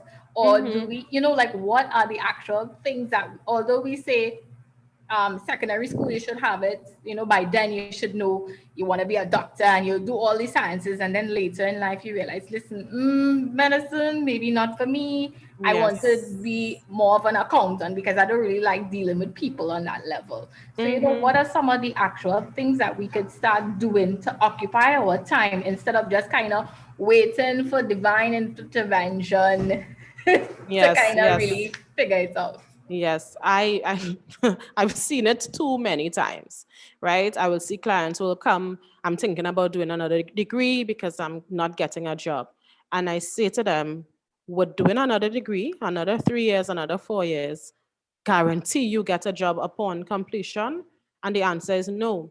So in terms of occupying your time, if it is you're very interested in academia and you want to continue that route, I would say short courses. We have a plethora of short courses, free online or minimum costs, right? Explore those. Explore subject areas in a shorter space of time. Get your feet wet so that you understand what it is about. If at the point of, let's say, Form 4, right, and you are in a system where you could do an online course with, let's say, Coursera, right? I know that you're busy and you're doing your CXC subjects, but let's say you take the time and you do a course, a short course in Coursera. In that way, you're getting your feet wet. So you know, hey, I really want to do a degree in this subject.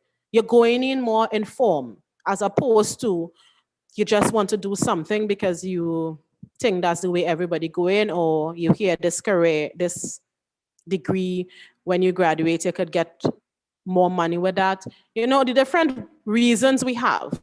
But the point is, with our time, it has to be invested wisely in ourselves and in gaining more knowledge to give us an opportunity to make better decisions. So yes, I will say look for shorter courses, short free courses if you could find free courses in your field. Yes, I would have said talking to persons and networking. I believe in volunteering. I believe in volunteering, to volunteer at different places so that you get to see what it means to work in a particular field, right? Get your feet wet as much as you can.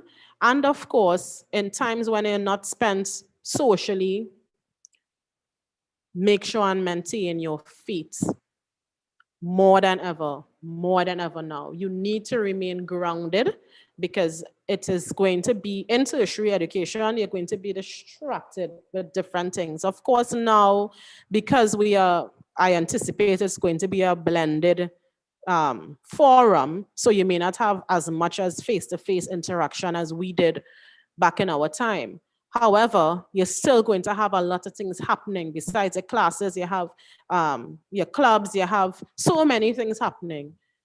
Be wise in what you choose to engage in, because you do not want a situation where, besides information overload, where you're now questioning yourself and your faith, you want to remain grounded, right? So, I mean, Leslie Ann, I hope that's provided you with some actionable tips in time management.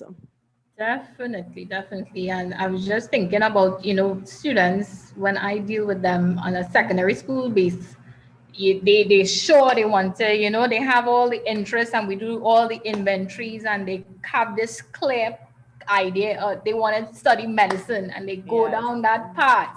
And you meet them 2-3 years into a degree, and they're like, miss, I didn't know, I didn't feel like, I didn't think that much.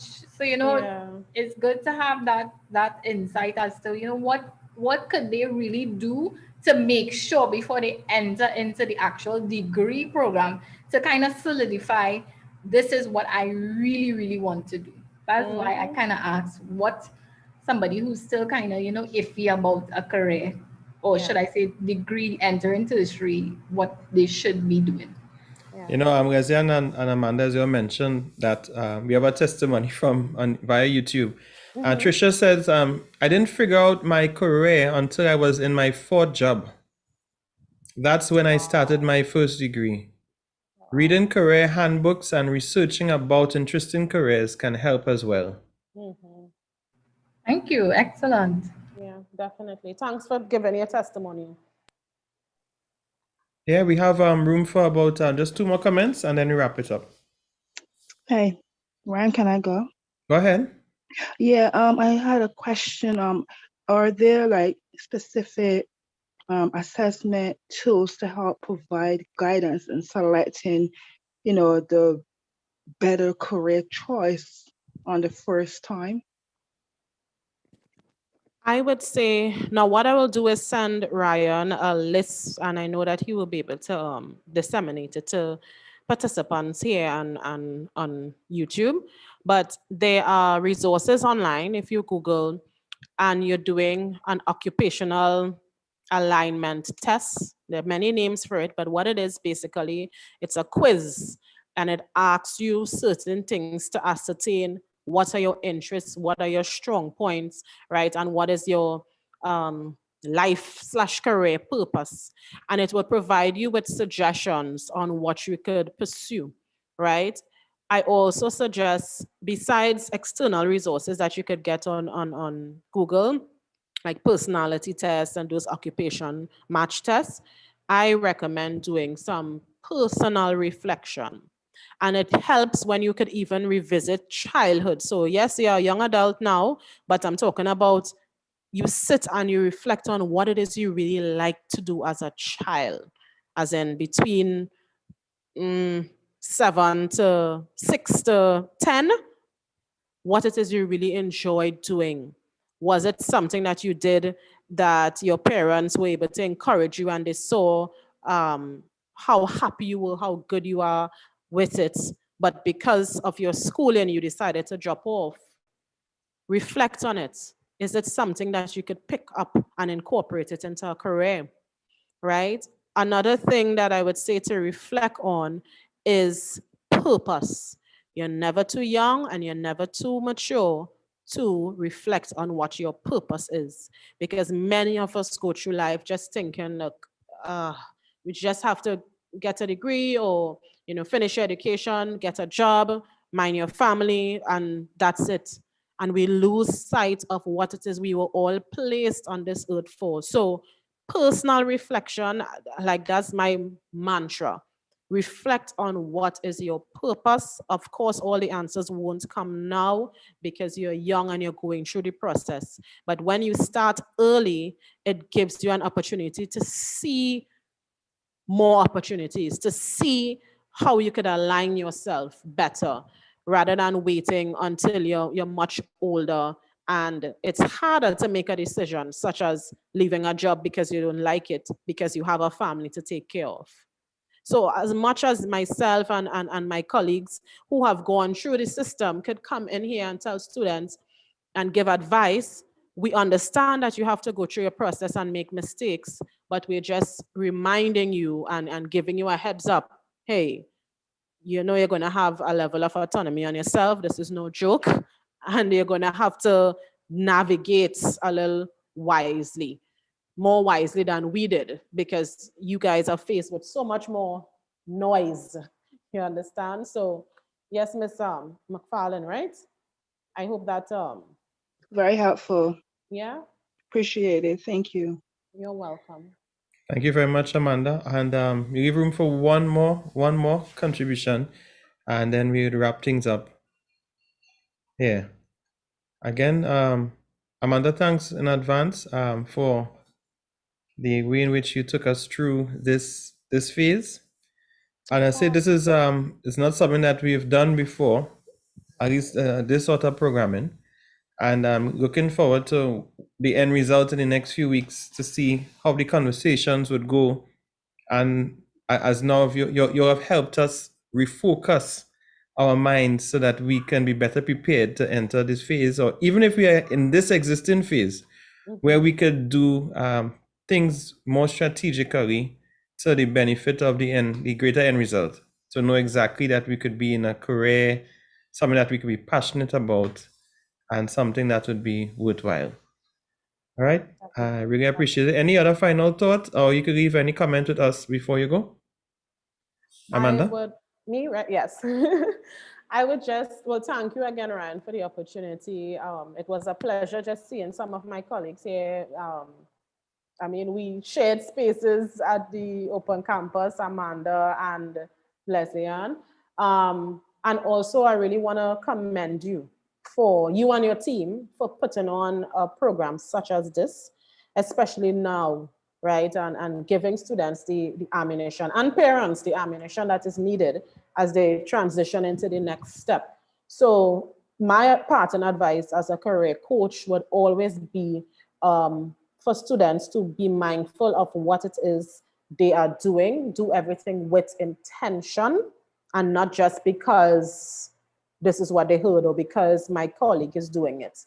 Understand that this is a sacrifice you are making for betterment, education as a means, so for growth, right? For potential growth. So you treat it as a baby, as your project.